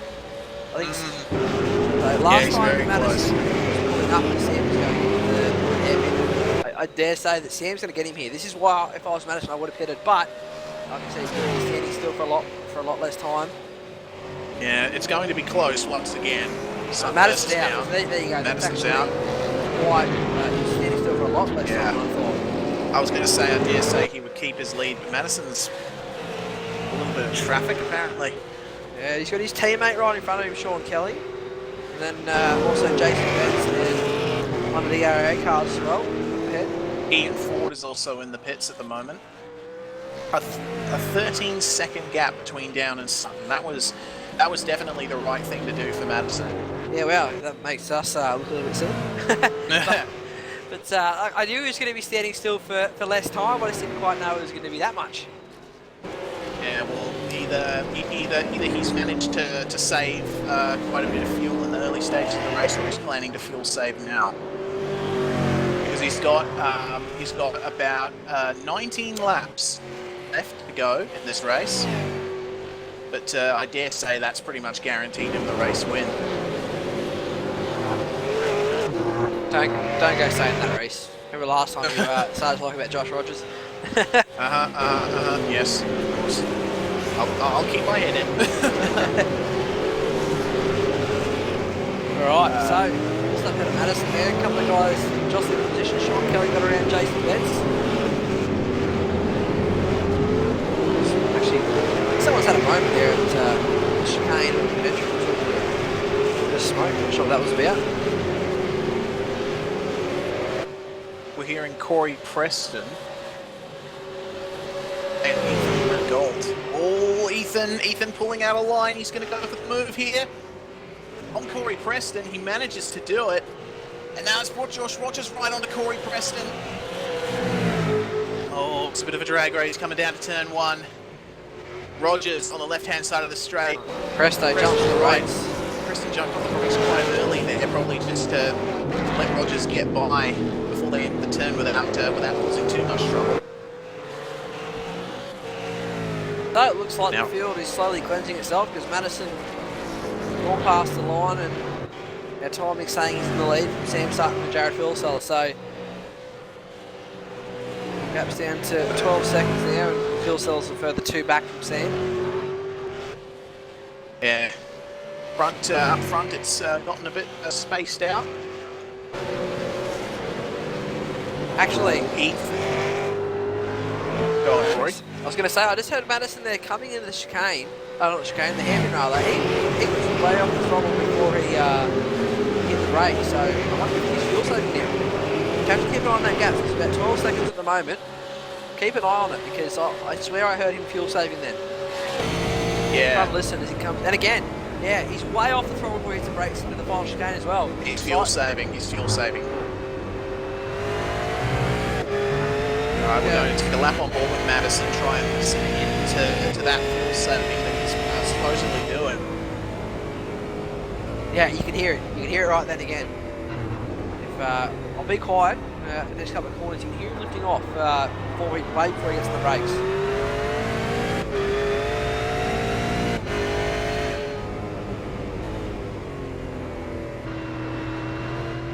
Yeah, I think Madison was attempting a little bit of a balancing act there, trying to balance out the time he would gain from not being stationary for as long with the time that he would probably lose from fuel saving. A little bit of mental calculations going on there, and I guess now we'll just see whether it works out for him.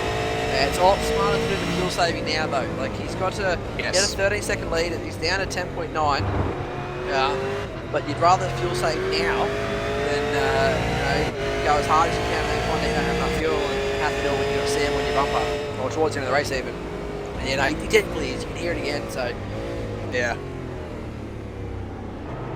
But Sutton is a second a lap faster than Madison down at the moment, so he'll probably be almost on the bumper of Madison in about 12, 10 or 11 laps, I'd say, if Madison down keeps fuel saving like this. Yeah, I'd say with 16 to go, I'd say Madison's just going to try and ease off the accelerator there for a little bit, save the fuel so he can get home. Oh, it's a big moment. Oh boy. Yeah, so he's doing it now so that you come to the line, hear it again as he comes into turn 1.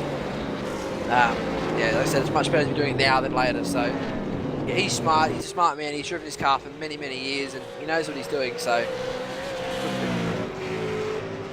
we're focused on Ethan Griggold and Josh Rogers, by the by. They're coming up very fast now to Hampstead. You guys have closed up quite a bit, and now Ethan will be looking to get past Hampstead, and Rogers, well, actually, we've Ethan's got past Josh there. Yeah, he has.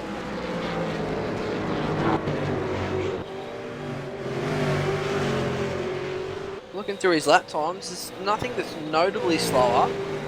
So I wonder if Ethan's just either made the pass or Josh had another slowdown. But I won't talk about it too much because it's back on the bumper of Richard. So just got to leave that one be. Yep.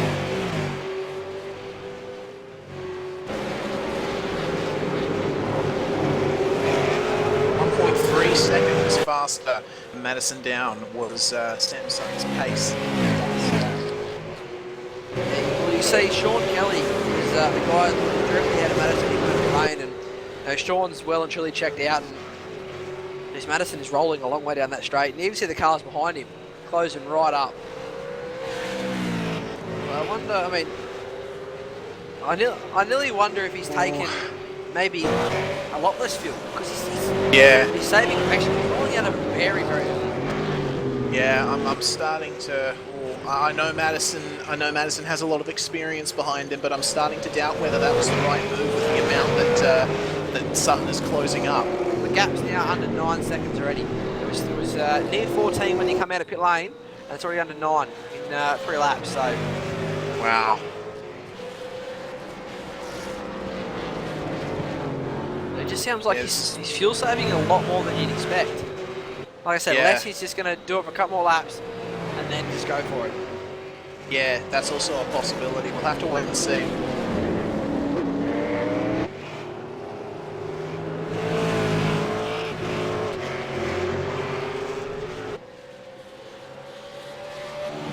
Looking once again at the Hampstead Greg Colton Rogers battle. They're definitely close. Rogers is having a bit of a look at Ethan. Yeah, it's a hard place to get past that end of there. Yep. Get a good run, which he's on the power. Ethan just swerving out of the corner. Ethan's going to go defensive here. Josh, have a look. Let's have a look up the inside. Oh, yeah, there we go. Josh is going to try and make the pass. That was a nice pass. Watch for that run again. Ethan's trying to get the better run. Got Wilson now on the exit, so they heard the car just lighting up and the gear change. Good pass there by Josh. Yep, nice clean pass, and now the upteenth time in this race, he's looking at the back bumper of Richard Hampstead's Falcon. Taking it on board now on Josh Rogers for his pass on Gold. It's a very nice pass actually. Made his mind up very early, ducked out from behind the rear wing of Ethan and got on the brakes a little bit later and nothing silly there by Ethan and left a bit of racing room. And, textbook stuff from those two guys, nice to see. Josh goes on his way, about trying to pass Richard for what feels like the 100th time this race. Yeah. Forget lead changes, I want to see the changes in position between these two. Yeah, that would be interesting to see actually. Closes up again to Hampstead. 13th and 12th have had a bit of a position change. That is Jake Burton and Kane Kugamia.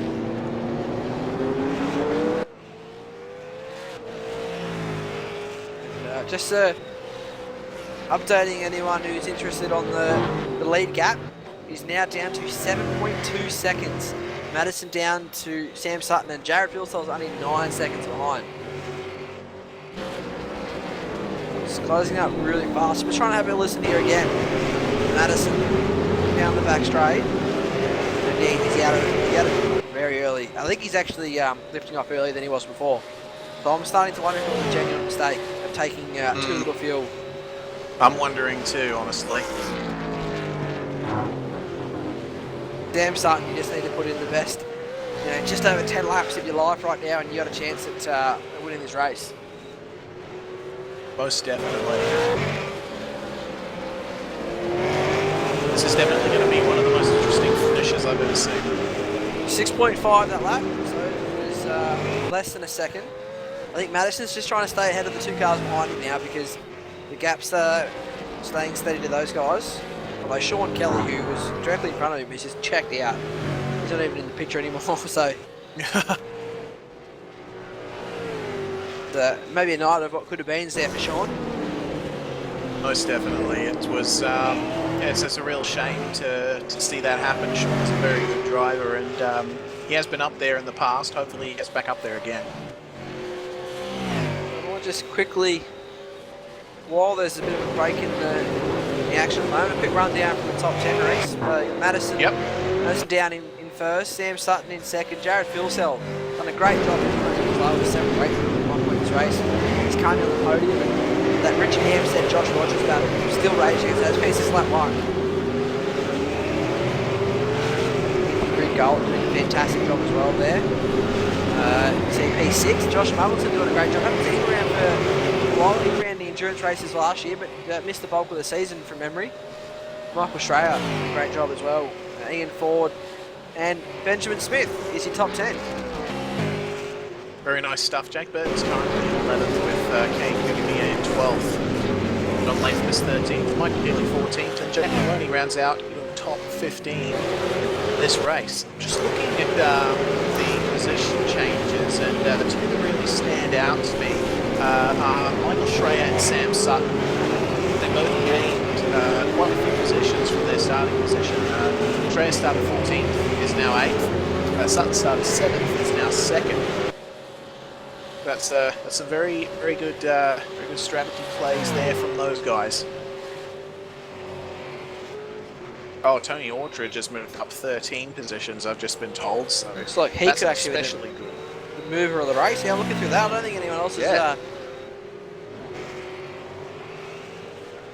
Chris Cox has moved up 17 positions. Just an update, actually. The gap's actually nearly 5 seconds. 5.6. Sam Sutton. Madison down to Sam Sutton now. I mean, Madison does have 2 or 3 cars between him and Sam, but that gap's really starting to close now. Yeah, it definitely is. Had a 5.6 seconds last time by. Madison being very conservative on the throttle. That's what I mean. Like I said, there's fuel saving, and then I think he's taking it to the extreme. So by now, like I said, I don't know. Maybe he knows better than we do, and maybe someone might have a little bit more inside information for us. But I do think that I'm starting to think that Madison's taking less fuel than he thought. Yeah, under 5 seconds now. 4.8 that lap. Oh boy, here we go. Oh, if I'm Madison down right now, I'd seriously start to worry. That's battery's taking a huge gamble. Take a bit of an on board on Madison just to see how much he's still fuel saving.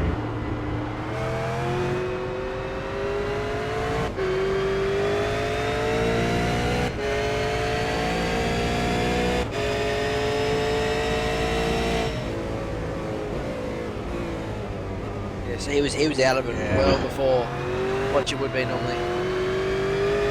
Gap's down to 4.5 seconds now. This is the story of the race right here. Just see if he can stay on board with Madison for a moment as he comes into the... Oh, we got a car around actually. He was at Anthony Burnage. He's parked up in the gravel trap. He's got rolling again now. Looks like he's actually making contact with the fence. Oh yeah, Burnage started in 7th position. Last lap was 25th position.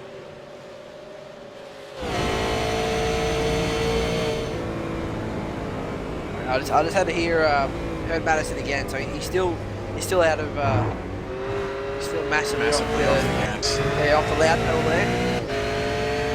But was it a mistake or was it intentional? I guess we'll find out after the race.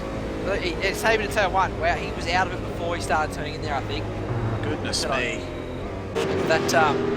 That's intentional. He's tell you what, he's cut this close. The gap is now down to 4.2 seconds. Oh boy.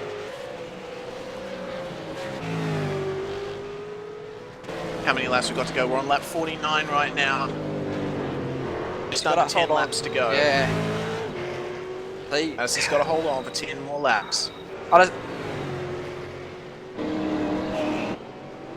Sam's now got to get past this traffic really quick though. He can't afford to lose time behind these guys. As long as Madison's fuel saving, he's going to continue to gain. So Jared though behind him is falling off a little bit. But like I said, still a stellar performance by Jared. He was like I said, down in that 7th or 8th position early in the race. He's back on the podium. So you know, if you heard from Brooksy that at a track he might not be enjoying at the moment or just can't get the car right, he's definitely doing what a champion needs to do and just collect the points and move on to the next one. Yeah, good performance from Jared there. He can't be upset with third. I know he won a lot of races last year, but he cannot be upset with third with the lineup we had tonight. 8th and 9th are still going. That's Ian Ford and Michael Schreier.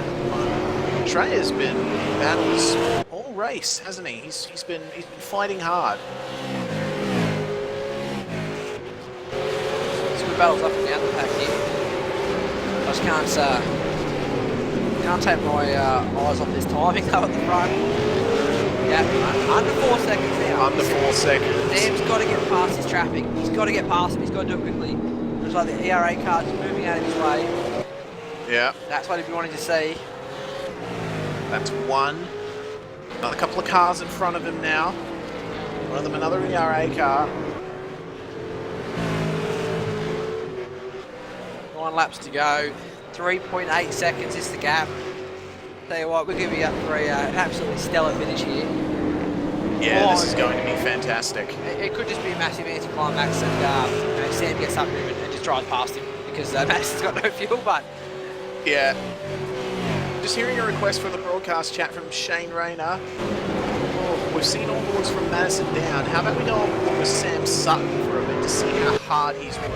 Oh, he's got a slow down. Sam Sutton's got a slow down. Oh no, that happened at the worst possible time. Oh no. I wonder if that's... That was advantage Sam Sutton, but now it's back advantage to Madison down. Oh no. He's got enough time, but if Madison saved enough fuel, that could be crucial. It's allowed Jared actually to close up on him a little bit too, but that's exactly what Sam didn't need. He's been driving absolutely fantastically ever since his pit stop, and that'll hurt. It will definitely hurt. Let's see what the gap is on the line this time around. 5.3 seconds it's back to, and we have got about 8 laps to go now. So you're looking at Sam, and that's a carbon copy of the last lap. ARA car goes wide, turns. Oh, here we go. Jason Benn's something in the fence. Careful there. Oh dear, it's in the fence. He's just come out and gassed up out of the turn 2 and clouded that wall. If I don't make this a commentator, I might try as a poet. Oh boy. Sutton's, yes, keeps at 4.8, but it's right back on the warpath. He's gonna... If you listen to Madison, he's short shifting still. Trying to hear if he's still fuel saving. And yes, he's he's on the clutch now too. Madison, I reckon Madison has stuffed this up. I think Madison has. I think he's made a mistake. I think he's rolled the dice and taken the wrong gamble on this one. It's obvious to me now that Madison didn't mean to do that. He come out with a 14-second lead. That wasn't just off the accelerator. He was right in the clutch there into that corner as well. Well, the finish is still going to be very interesting. We may just see them close up just in time. Watching Sam, he's using all the road, all the curbs. Going outside once again. We just need a montage of that last corner. Yeah, we do. Alright, so the gap, 3.8 again. So Sam is absolutely on it right now. He needs to get past this 6-boost car ahead of him. Dale Niche. Phil Sell's still hanging on as well. Sam makes a mistake. Touch wood. Phil Sell might capitalise on this. Dale Niche, that's great sponsorship there. Just jumps out of the way for those guys. Yep. You can see that's a race that he's not in. I'll tell you what, Madison's Very good in stuff trouble. from Dale. If he runs out of fuel, sliding just a bit. So if Madison is tight on fuel, he's not just going to fall off the podium. We've got Richard Hampstead, Josh Rogers, and Ethan Green Gold. Only about 4 seconds behind Jared here. So if Madison's got to save a lot of fuel, and he's still doing it, yeah, no. So if he's going to save that much fuel, he could be in trouble with falling outside the top 5. Yeah, this could go completely wrong for Madison down right at the end. Oh, and that was wide in the hand in there. Let Phil Sell. Right, so I'm hearing Madison here. Soon he lifts out of it. So he's out of it now. That's a long way. Goodness me, not even at the braking zone. He's a long way off the sign when Madison jumps off the gas. Meanwhile, Sam brakes after the sign. To give you an idea, so the official gap this time by 3.8 last lap. As Sam comes to the line, the gap is down to 3.4. It's only 4 tenths of a lap. That would have had something to do with Sutton's little mistake at the hairpin there. Didn't get on the throttle quite as quick as he probably would have liked to. I will give it to Madison in his fuel saving though. His last, geez, you got to go back to lap 29. So nearly, oh no, sorry, I'm looking at the wrong ones, my bad. I'm looking at early in the race. I was going to say, he's been within 3 tenths of his lap times. So he's He's lapping in the 37s and well, the high 37s there. So you got Sam who's lapping in the low 36s. Yeah, this is going to be such a big finish. Lap 53, it's a 58 lap race, guys. So at the current rate, Sam's going to get to him. The question is, what's Madison got left in reserve? And by the sounds of that car, every time, oh, he's not wide. Oh no! Broke the lane there. Right about now, I think Madison will be wishing. Oh, he's going sideways again. Look at the curve in a straight line. That just is pat Phil Self once again. Gap is at 3 seconds exactly now. I reckon we're going to see it. We're going to see it under 3 at the line. Oh. And there's going to be about 4 or 5 laps to go. And oh man, this is going to be fantastic. Yeah. The official just gap ahead of Madison. 2.7 seconds at the line. Whoa. Oh. So they are coming, and Jared is right there. Jared this could be it. With Sam's basically matching his lap times. Both of the last lap did 1 minute 36.2s, and Jared's lighting up the rears. Yeah.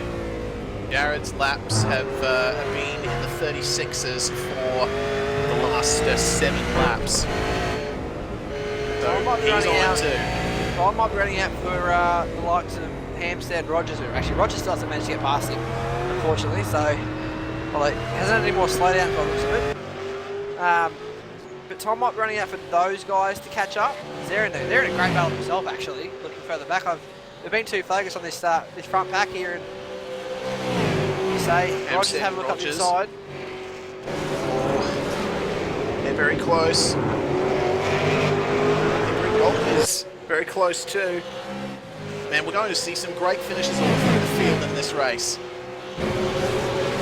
Rogers up there. Rogers up the inside. Rogers. Oh, Hampstead holds it just a bit, but you know. Hampstead's got the better exit though. Hampstead up the better line. Oh man. Really touch. Almost running Rogers off the road there. He had to go grass track in there to keep onto that one. He's got a bit of Rogers slots it behind again. He can actually have a dive. Nah. Bit of bump draft in the action here in Canada. Wow, just leaping over the curbs. Oh, Ethan's got a run. Yeah, he's got it. I think there was contact either with the wall or with the 2 TTL cars then, and Ethan has got the job done. Yep, and now he's got Richard Howe. Oh, goodness me. Nearly ran into Richard Hampstead there. It's Josh Rogers. Rogers. He'll have the inside here, but if Ethan can hold on, he'll have the inside for the next chicane. No, job done, Rogers again. Oh, fantastic racing.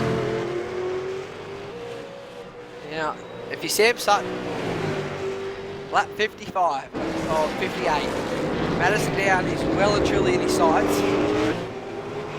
But the problem is you've got Jared Philsell all over his bumper.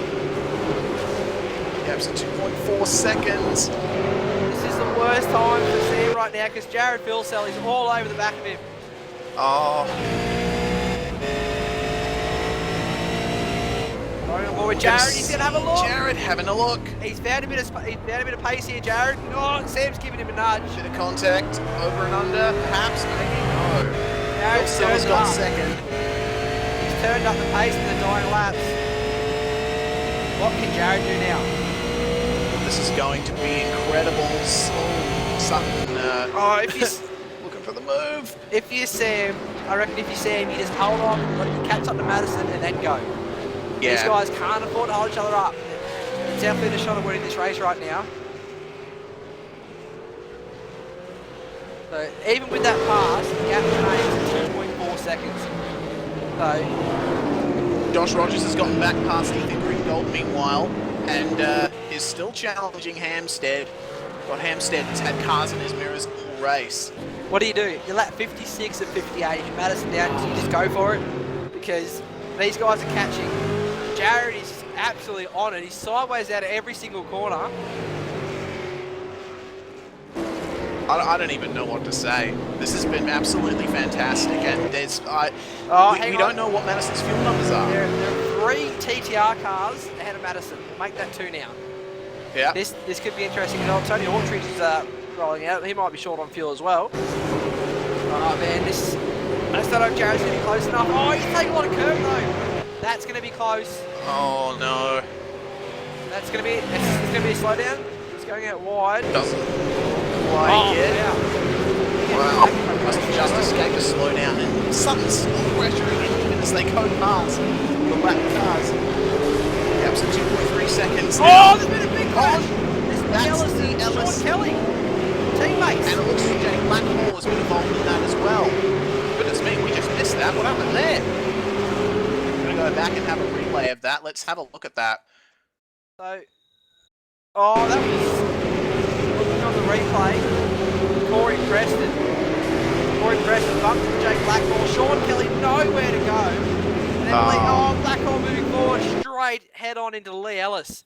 Goodness That's me, unfortunate. that's just very bad luck for all three of those Gaps drivers. down to 2 seconds, but I think Sam's given up. Sam can't, maybe thinking he can't win the race. He's attacking Jared again now. We've got 2 laps to go. I think Madison might have done enough here. We all said he couldn't do it, but he was trying to have a listen. He's still fuel saving massively. He's on the clutch right again. Out sideways again out of the chicane. Oh wow, I'm still on replay. Apologies, guys. Carry on.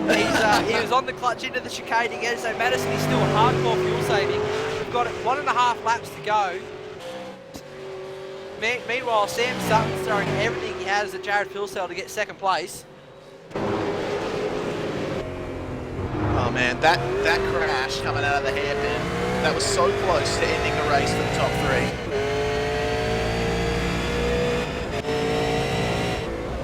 1.9 seconds. He might have just done enough. He's got to hold on. He's got to hold on. When he gets the line for another 4.36 kilometres, he's got a gap just shy of 2 seconds. He's still fuel saving. He's still massively fuel saving, but he might just have enough left. If not, this is going to be the greatest lap of Jared Philsell's life here in this final one.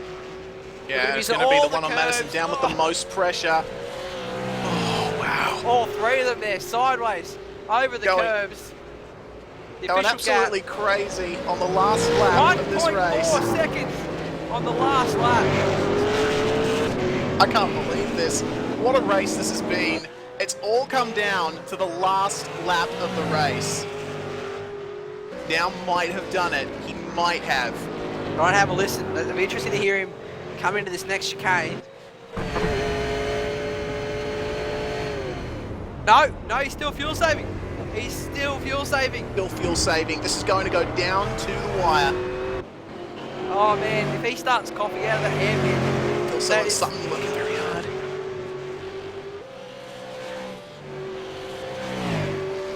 He's on the fuel saving again, yeah. He might have just done it. He might have pulled it off. Absolute miracle. I didn't think he had enough in it. Now he's been fuel saving. I thought there's no way that Madison will get this, and there's a slow car ahead of him. So Leon Tander, I think it is getting out of the way.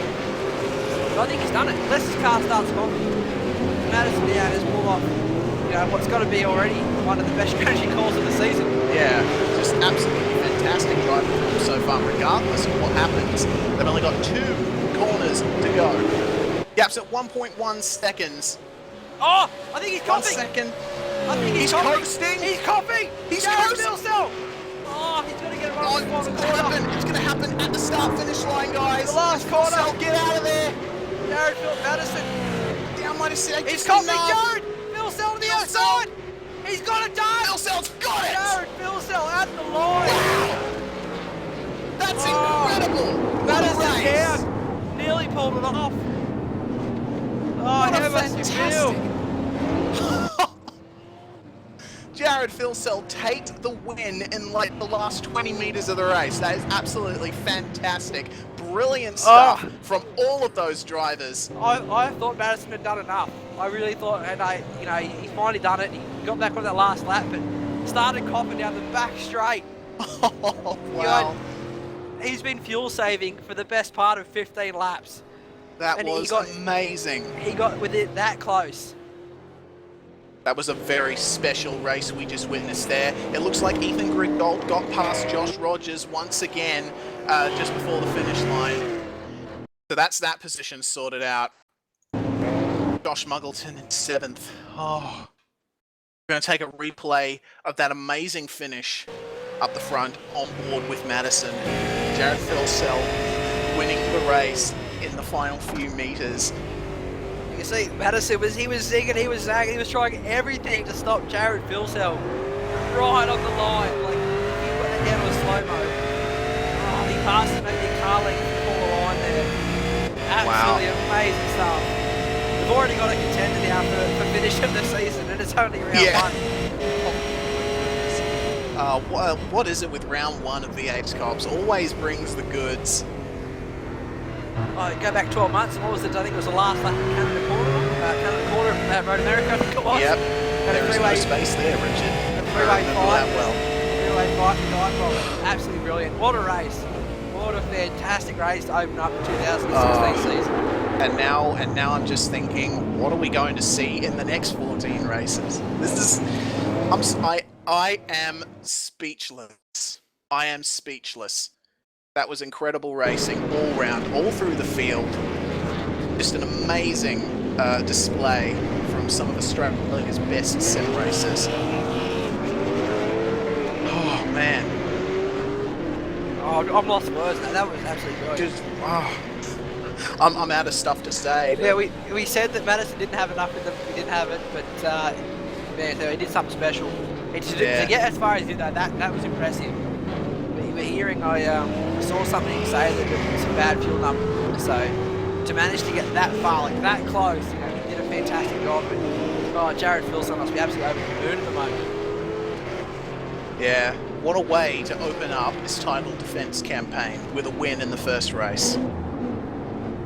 And also, we can't forget Sam Sutton, being up and down slightly, but to finish 3rd on his debut for TTL, just an absolutely fantastic display from that driver. And also, we got a shout out to Josh Rogers for his display in this race. Also, a very good job from him. Yeah, Josh. But, oh my goodness. Actually, something happened there. Yeah, it's Josh Rogers. Yeah, something happened to Rogers. What happened? I was about to say, he was only about 10 seconds in the lead. Yeah, 50. I think he's run out of fuel. Must have. That's a real shame for Josh Rogers. I only just saw that. I was going to say it's a night of what could have been for him because he was, he's up there and kept getting those slowdowns, but something happened there at the end. And the amazing stat of the race is that we in that whole thing we only lost 1, 2, 3, 4, 5, 6 cars. Yeah. Amazing display from all those people.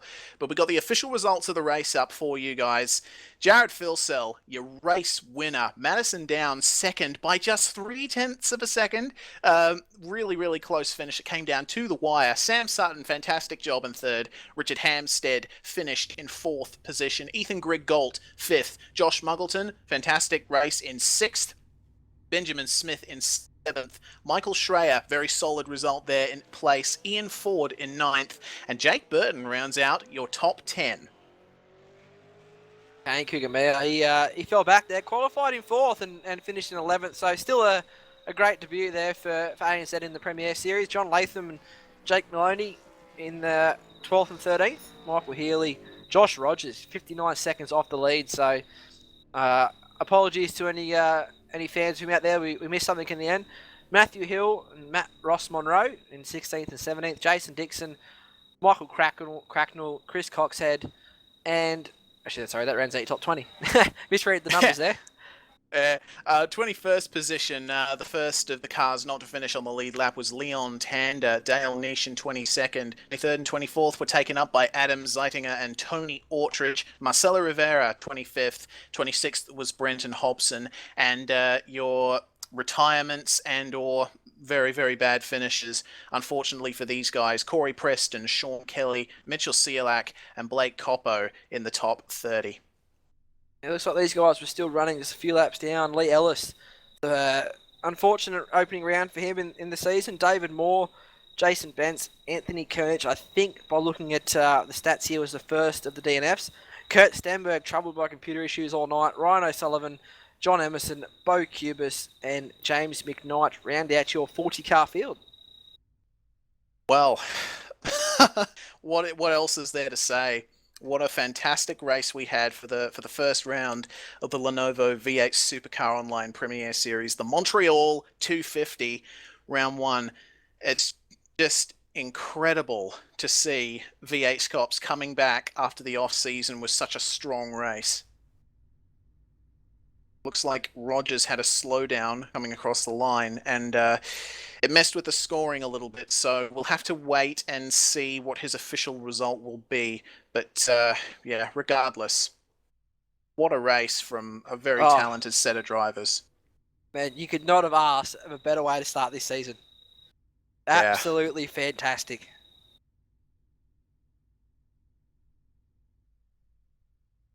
Alright, we're going to pull up our third place finisher, Sam Sutton, have a bit of a chat in the wake of that fantastic result. Are you there, Sam? Yes, I am here, guys. What a fantastic result, man. Third position. You almost finished second, but still managed to get on the podium in the end. It was a very good result for you, and yeah, how was it from behind the wheel? Yeah, that was a good hit out, first race out, and we get a 250k race. Body's a bit feeling it a bit, didn't expect to be in the seat for that long, but no, just a stupid little slowdown partway through that last stint, let Jared get the 3 seconds back I'd put on him, and yeah, at the end of the day, hindsight's a wonderful thing, but I mean, what could have been me in front of Madison instead of Phil Sell. Yeah, still a fantastic job nonetheless, mate. Just be happy you're not Josh Rogers. That poor bloke had about 10 slowdowns during the race. Just tell everyone here, how are you fitting in with the new team? I mean, obviously, you're the best of the TTL drivers in your first round with them, so that's absolutely fantastic. So I'm assuming everything's going great for you? Yeah, the dynamic at TTL is really good. I mean, they've got Josh Rogers and Joe Burkett came across as well from All-Star, and then I dragged my Bathurst 1000 winning partner Mulaney across me as well. So the four of us, and then Hampstead, Latham, Hilly and Emerson all just kind of gelled together really well for this round, and unlucky for Rogers with his slowdowns, and then Emerson with an early DNF. But other than that, I think it's been a pretty good first round for all the TTL boys. Well, congratulations to all of you for a fantastic race and a very, very exciting first event. How do you see things going in future rounds, Sam? Are you looking to pick up from this and continue with getting podiums?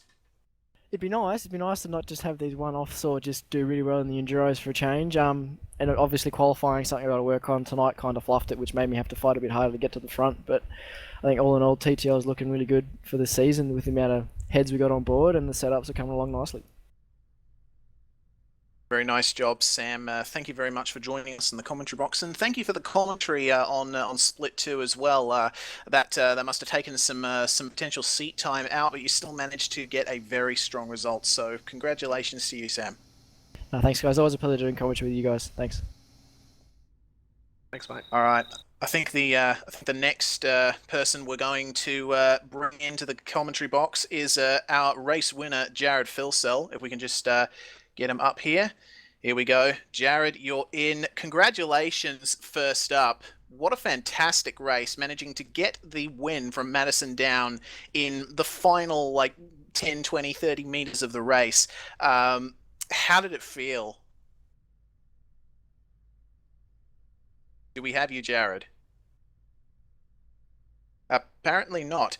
Say right out sideways might wake him up. Right out sideways, right out sideways, right out sideways. Say it 3 times fast. Yeah. We're gonna pull Richard Hampstead in now until you can get a hold of Jared Pilsell. Okay, we got Richard Hampstead in the box now. Richard, very good finish, 4th place. It was a very consistent race for you, and you had your teammate and Ethan Grigg Galt in your rearview mirrors all race, but still a very strong 4th place finish. Yeah, hey guys. I'm pretty reasonably happy with my results. I had a couple of dramas during the race, and I really wasn't very comfortable in the car this week. So I think 4th is not bad points, I guess, for championship. Yeah, I think I spent most of my race being passed by my teammates, so that was good fun battling with them. Shame Josh had so many slowdowns and issues, because I think he would have had the pace to probably win this race, especially with Madison's fuel dramas at the end. But yeah. Yeah, I was just about to say, I think you had race on your side of that one. every time we seem to mention Josh, he was going over a curb and getting a slowdown. So Reese was putting the mockers on him tonight for sure. Yeah, damn Reese. Come on, mate. Look, Richard. I have nothing to say. I have nothing to say at all. You're probably cheering on Madison. You're going to say Madison Down's about to win the race, and and then you run out of fuel. Is that what happens? That's actually pretty close to what happened, honestly. Yeah. Not quite like that, but it was a very surprising finish. But yeah, it was still a very good result for you and for the rest of TTL as well. Very, very strong result from many of your guys. And to be leading the team's championship as well is a very, very good result to start off the new season. So how do you feel about the next races coming up?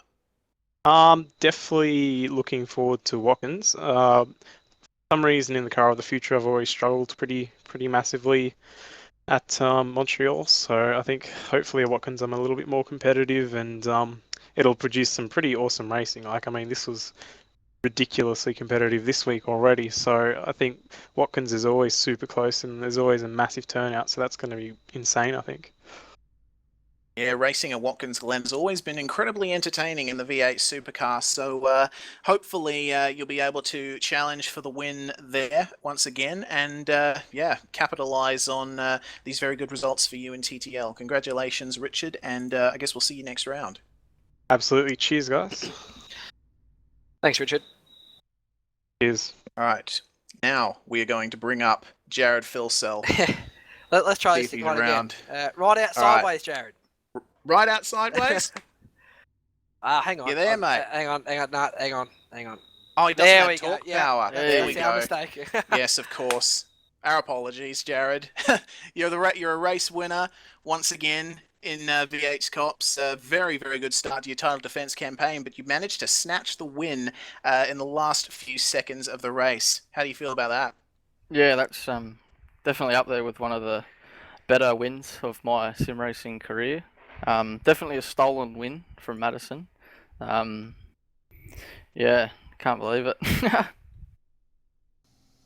Mate, Fonny here. Well done on your drive tonight. That was a top effort, Jared. Yeah, throughout the week I was chopping and changing setups, and I wasn't confident at all. I think I'd probably be happy with a top 5 result, but to come away with a win, that's pretty crazy. Didn't expect it one bit. Yeah, it must have been pretty exciting chasing down Madison and along with Sam with the gap decreasing every single lap. Yeah, it's good to see the second counter come down every single lap, but yeah, once again, round 1 of SCOPS throws up a massive show for everyone watching, just like last year. Fantastic. And how do you feel about future rounds? Do you think your title defense will continue this good run that seemingly started at round 1? I hope so, but this year's going to be definitely a lot tougher than last. I can see a lot more first-time winners in the series, so my work's cut out for me. Yeah, that's a very good point, Jared. We do have quite a big level of competition in this series this year, but hopefully you'll be able to continue your title defense with some success. Congratulations on the win, mate, and I guess we'll see you at Watkins Glen. Cheers, mate. Just quickly there, Jared. On the first pit stop, was it just good strategy? Because we saw you running down in about, I think it was 7th or 8th position there, and then after that everything filtered through, you come out in about 3rd. So is it just with the cooler weather and that helping the tyres, or? Yeah, definitely cooler weather helped with the setup. I have to thank Simon for staying up at odd hours in the morning and tuning a setup for me, and I didn't like it, but I got in tune with it and it was good. So yeah, the first strategy, the first pit stop, for instance, yeah, that's Henry's good strategy. He jumped in and said, "I'll give you a race-winning strategy." I didn't believe him at the time, but yeah. Well, it ended up working out in the end. Our congratulations to you, Jared, and we'll see you next time. Cheers. Fantastic drive there for Jared. Yeah, brilliant. Now, I guess we'll take in the guy that Jared stole the win from, Mr. Madison Down. Madison, very, very interesting race for you with a strategy call that was. It definitely made the race a lot more exciting to watch towards the end. Yeah, made a complete mess of that. That's the only real way I can describe that. I had the win in the bag basically, and I was short filling over everybody anyway. So the short fill definitely wasn't intentional. I was going to have to take the least amount of fuel even if I did get the strategy right. It was just simply basically trying to drive and do fuel numbers all by myself at the same time, and didn't hear the spotter's call on it, and yeah, unfortunately just got it completely wrong. Left the pits and had roughly 12 litres ish shy on fuel with only 19 laps to go. So roughly 650 mils of fuel to save per lap. So Goodness me. Anyway, got home. Best I could really hope for was a podium, but then the win was on the cards there for a sec. I was trying really, really hard to save that much fuel and keep the pace up, and nearly got the job done. But well done to Jared. He drove very well and under pressure there at the end and closed the gap down and got me. But oh well, there'll be another time for the Ultimate Karting Sydney Commodore, that's for sure. The pace was good tonight, but just messed up. Yeah, we thought it was a strategy masterpiece there. Maybe you were going to fuel save for a couple laps, and it kind of went on, and we got more and more anxious, and it just kept going and going and going. And we thought there might have been something wrong when you were still fuel saving with 4 to go. But I don't know how Sandman does it, because my throat is killing after those last 2 or 3 laps. It was a fantastic drive though to be that short on fuel and to get home and be coughing, pretty much at the last corner. That's still a great job and a good point stall too. You can't be upset with second, I guess. Yeah, absolutely. And Jared, I just looked at Jared, will get an incident points penalty as well. So I think there's 4 points separating us after round 1 there. But I mean, disappointing. Throw away 15 points that were basically in the bag for me there with the gap I had and the strategy I was on. But messed it up. As you said, Corey, salvaged it for a podium, grabbed the points, and hopefully something like that will make the difference later in the year. Well, congratulations all the same, Madison. It was a masterful drive, regardless of any fuel estimation errors that you made, and well done on second as well. Watkins Glen is up next. Big drafting track, and it's gained a bit of notoriety in the V8 supercar community in past years for being a bit of a draft fest and having a bit of a flavour of oval racing. How do you think you're going to do there?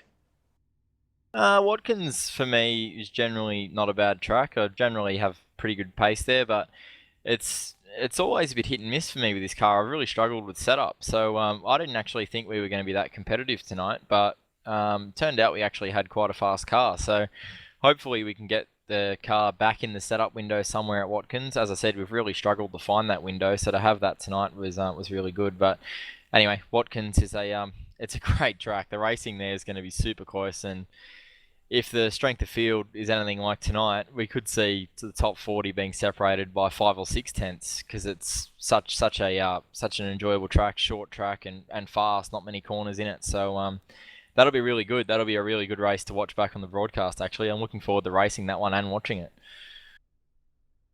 All right, yeah, we'll be looking forward to watching it and broadcasting it as well. Of course, we should remind the viewers, the Glen 250 at Watkins Glen is going to be held on the 13th of March, and it's going to be 64 laps around Watkins Glen Cup, which is going to get a bit of a NASCAR flavour into V8SCOPS that we haven't seen for a while. But Madison, once again, congratulations on second, and hopefully you manage to take the win at some point down the line. Yeah, thanks, boys. Catch you later. Catch you, Madison. And the final person we're going to bring in for interviews tonight is Mr. Ian Ford for Evolution Racing Australia. Ian, you started 8th and you finished 9th. You went a bit up and down, but still a very good finish inside the top 10. And he doesn't have talk power, so we should give that to him. That's twice. We're not making right that now. mistake again. Very sorry about that, Ian. Yeah, that's a bit better now that everyone can hear me. I know they love me that much, but anyway, That was a good start to the season, considering that last start of the season at Road America, I pretty much finished in like 30th or something like that. So it's a definite improvement. I just had fun just staying out of trouble. Overtook Michael Schreier about 5 or 6 times, and in the end, couldn't actually stay in front of him with all the slowdowns. But that's the way racing is around here. It was nice and fun. Big shout out to Ben Smith for finishing 7th. That's pretty impressive.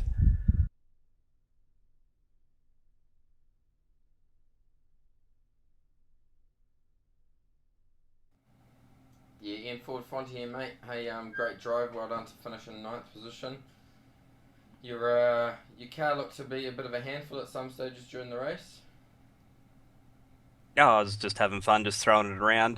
The weather was really grippy, so if you weren't throwing it to its limits, then you weren't getting the maximum speed out of it. So every now and then I hit a decent lap time, and then throwing it over the curbs a couple of times, got a few slowdowns in stupid places, and just screwed up a bit of the race there. But it was more or less just trying to be aggressive with the car instead of just taking it nice and easy. And sitting where I was, wasn't really content sitting in 8th or 9th, so I was always trying to move the car forward. Yeah, awesome, mate. Well done. We certainly look forward to seeing what you can bring for us the next round at Watkins Glen. How do you like that track, or?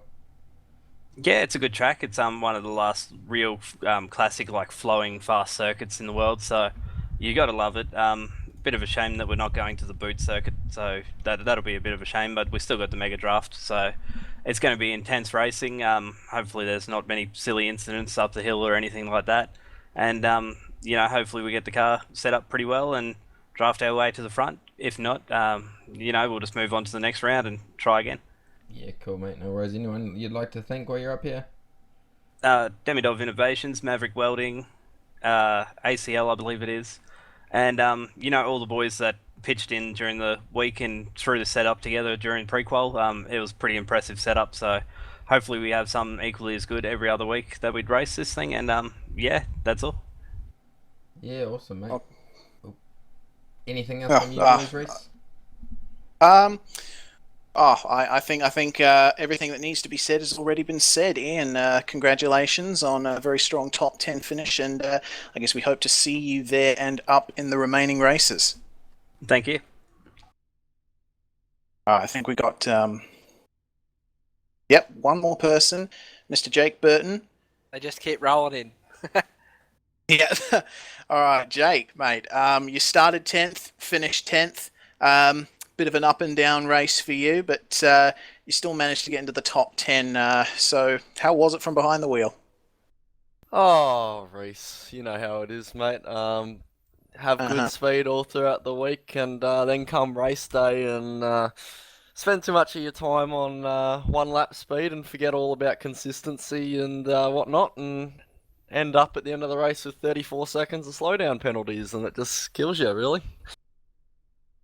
And that's a real shame, Jake. But your pace was quite good in this event, and you seem to have built a strong case for yourself in future races.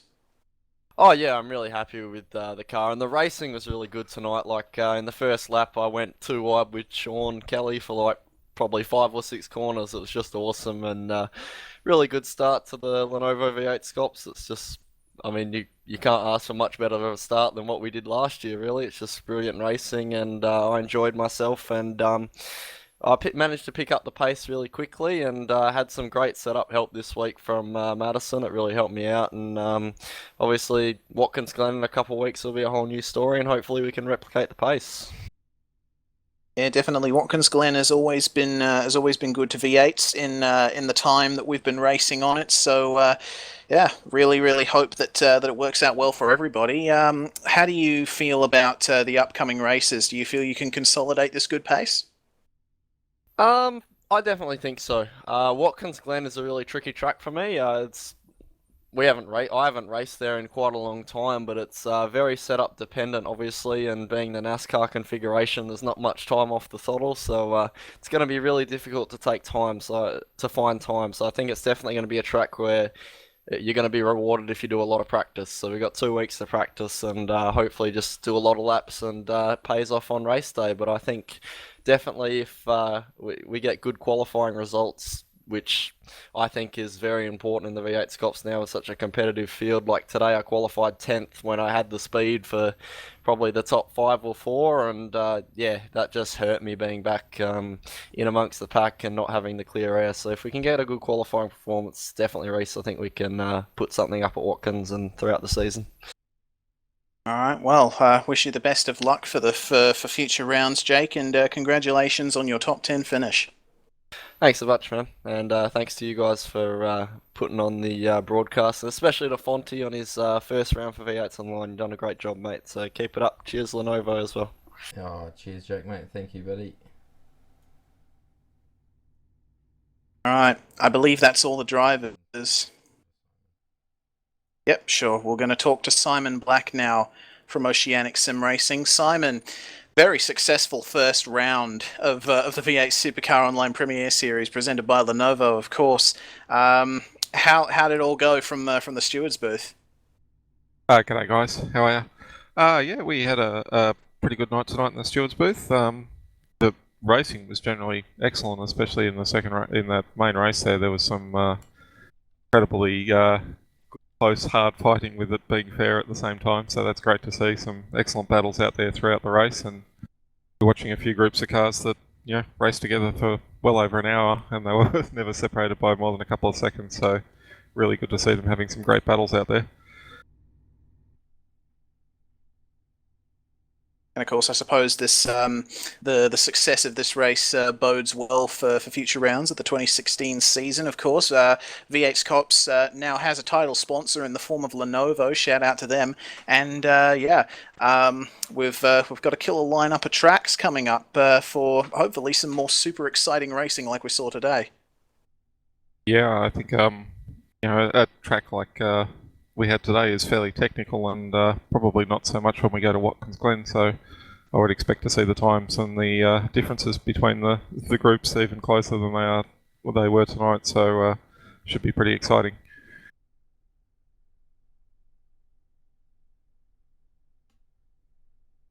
Yes, Simon, mate, Fonty here. Thank you very much for putting this on tonight for us to broadcast. It's really good to have you guys on board doing your stuff, and we certainly look forward to the rest of what the season has to bring. Great race tonight. How did it all go for you? Everything went smooth? Yeah, we had a pretty smooth night tonight. We had a pretty long day today. I've been on it since about lunchtime, so it's been on for young and old, but I think the result was pretty good. Lots of great racing tonight. So yeah, thank you to yourself for putting on your first V8s Online V8SCOPS Lenovo broadcast, and yeah, from the little bits that I saw, it looked fantastic tonight, guys. So excellent job, and thank you to you guys. Thank you very much, Simon. It was a real pleasure, and I do have to give a shout out to Fonty as well for his excuse me, first broadcast for V8s Online. He's done a stellar job, and I really look forward to working with him more in future events. Yeah, cheers, Reese, mate. You got to thank yourself for the efforts that you put in. Yeah, it's really good team that we've got here. So look forward to the future broadcasts. And yeah, and I guess. Go on, Simon. Sorry. Oh, sorry. I was just going to say it looks great, and I was just going to say might say a quick couple of thank yous if that's okay. Well, firstly to you guys at V8s Online, Fonty, Corey, Reese, Brooksy, and I'm not too sure who you had in the commentary box for the second split, but thank you to those guys as well. A big shout out to Mike, Brooksy, Henry and Liam for helping in the stewards box tonight. And also a big thanks to everybody in the Facebook group that helps put this on. There's a lot of people involved, and yeah, thank you to all those guys for their input.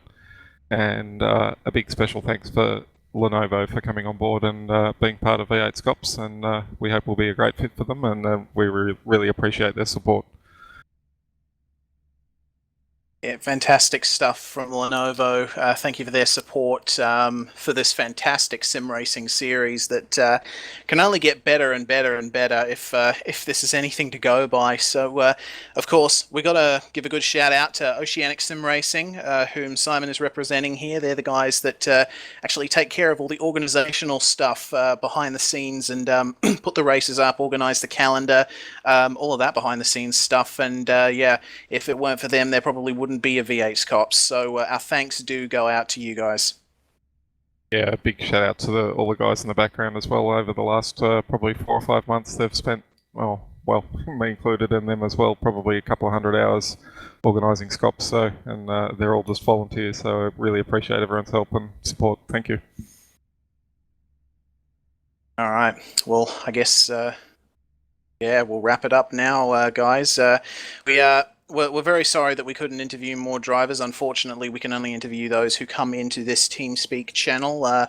But hopefully we will get more interviewees later on in the season as things continue. But from that point, it's just been a fantastic first race, hasn't it, guys? Oh, absolutely amazing. That, like I said, you cannot have asked, or you cannot have scripted a better way to start the 2016 season. And if that's the first round, just imagine when we get to Watkins next week, or we get down the track, get to Virginia, get to Bathurst, and the things we're going to see this year, I think are just going to take this championship up to a whole new level. And with Fonty on board now, he's doing a brilliant job with the broadcast, and things are looking up for this year's championship, and looking to bring, I think, what's going to be probably the best one we've ever had.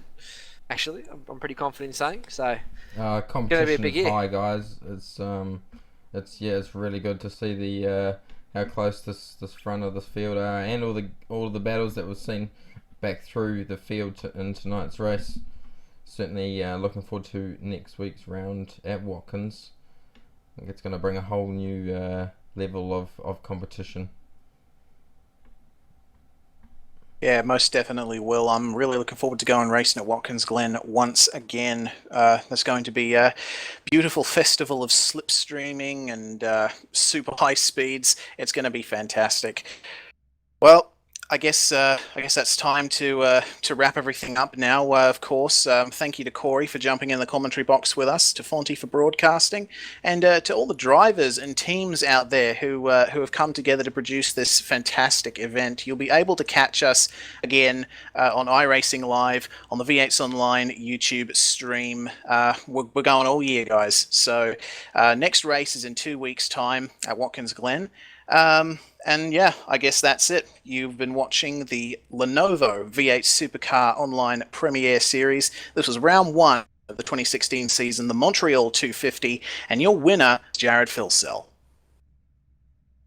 A few years ago, members of the iRacing V8 Supercar community came together to articulate an idea. Then, on August 10, 2014, the V8 Supercars Online Premiere Series had its first race day at Circuit of the Americas, and Madison Down claimed the victory.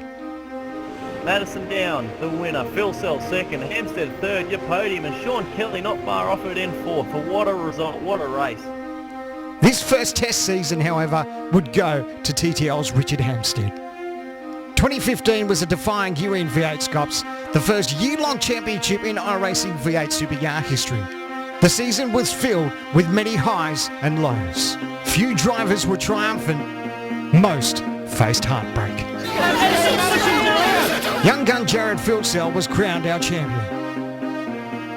But in 2016, it's a new championship and a new opportunity for our passionate sim racers.